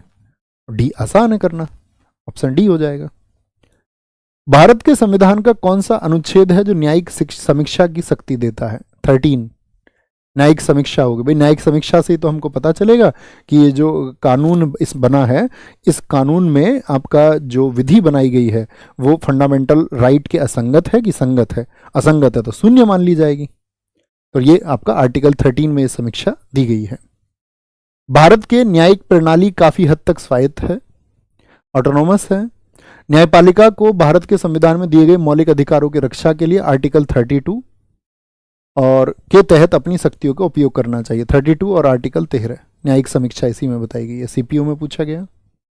भारत के संविधान का कौन सा अनुच्छेद घोषित करता है कि भारत के संविधान 1950 के प्रारंभ से पहले भाग 3 के साथ असंगत कानून शून्य है? देखो पहले की बात किसमें की थी मैंने, याद है? 13(1) क्या कहता है? संविधान बनने के पहले। 13(2) क्या कहता है? संविधान बनने के बाद में भी जीरो होंगी। 13(3) में विधि की व्याख्या। 13(4) में क्या बोलेंगे? जो आर्टिकल 368 है उसको विधि से ही बाहर कर दिया, उसको विधि ही नहीं माना, यानी कि विधि ही तो शून्य होगी। इसमें क्या कहा गया था? कोई भी ऐसी विधि है जो फंडामेंटल राइट के असंगत है वह शून्य हो जाएगी, वो कंसिडर्ड की जाएगी जीरो। लेकिन यहाँ तो आर्टिकल 368 को विधि ही नहीं माना, यानी कि 368 में जो होगा वह शून्य नहीं होगा। ठीक है बॉस? तो क्या बोलेंगे? 13 में है। 13 से बहुत इंपॉर्टेंट क्वेश्चन बनते हैं लैंग्वेज के। आप इनकी लैंग्वेज नहीं समझ पाएंगे अगर तब तक आर्टिकल नहीं समझेंगे। निम्नलिखित में से किस अनुच्छेद में आपका मौलिक अधिकारों के असंगत या उनके अनादर होने वाले कानून का उल्लेख किया गया है? यह आपके लिए होमवर्क है। उम्मीद करूंगा आपने मौलिक अधिकारों की पृष्ठभूमि को समझा होगा बहुत अच्छे से। कलम आर्टिकल 14 से 18 समता का अधिकार 14 में 15, 16, 17 और 18 इसको पढ़ेंगे। ऐसे ही नेक्स्ट डे फिर हम आपका 19, 20, 21 और 22 को पढ़ेंगे और उसके बाद में फिर छोटे आर्टिकल हैं तो उनको इकट्ठा पढ़ लेंगे और आर्टिकल फिर 32 को अलग से पढ़ेंगे। तो यहाँ मौलिक अधिकारों में हमको 3-4 क्लासेस की ज़रूरत होगी। उम्मीद करेंगे आप सारी क्लासेस को बहुत ध्यान से पढ़ेंगे और फिर मैं आपसे एक प्रॉमिस करूंगा कि वही हमेशा कि आप किसी भी परीक्षा में कोई भी प्रश्न आसानी से बना पाएंगे। ये मेरा आपसे प्रॉमिस है। थैंक यू, नमस्ते, जय हिंद, जय भारत। और आंसर लिखना मत भूलना, आज के क्वेश्चन का आंसर क्या है और कक्षा आपको कैसी लगी हमेशा लिखते रहिए। आप प्यारे साथियों का कोई भी अगर सुझाव है तो आप ज़रूर भेजें कमेंट सेक्शन के माध्यम से। ऐसा ना सोचें कि आपका कमेंट पढ़ा नहीं जाता होगा, तो कोई भी सुझाव है वो आपका सुझाव मेरे पास तक पहुंच जाएगा। थैंक यू, नमस्ते।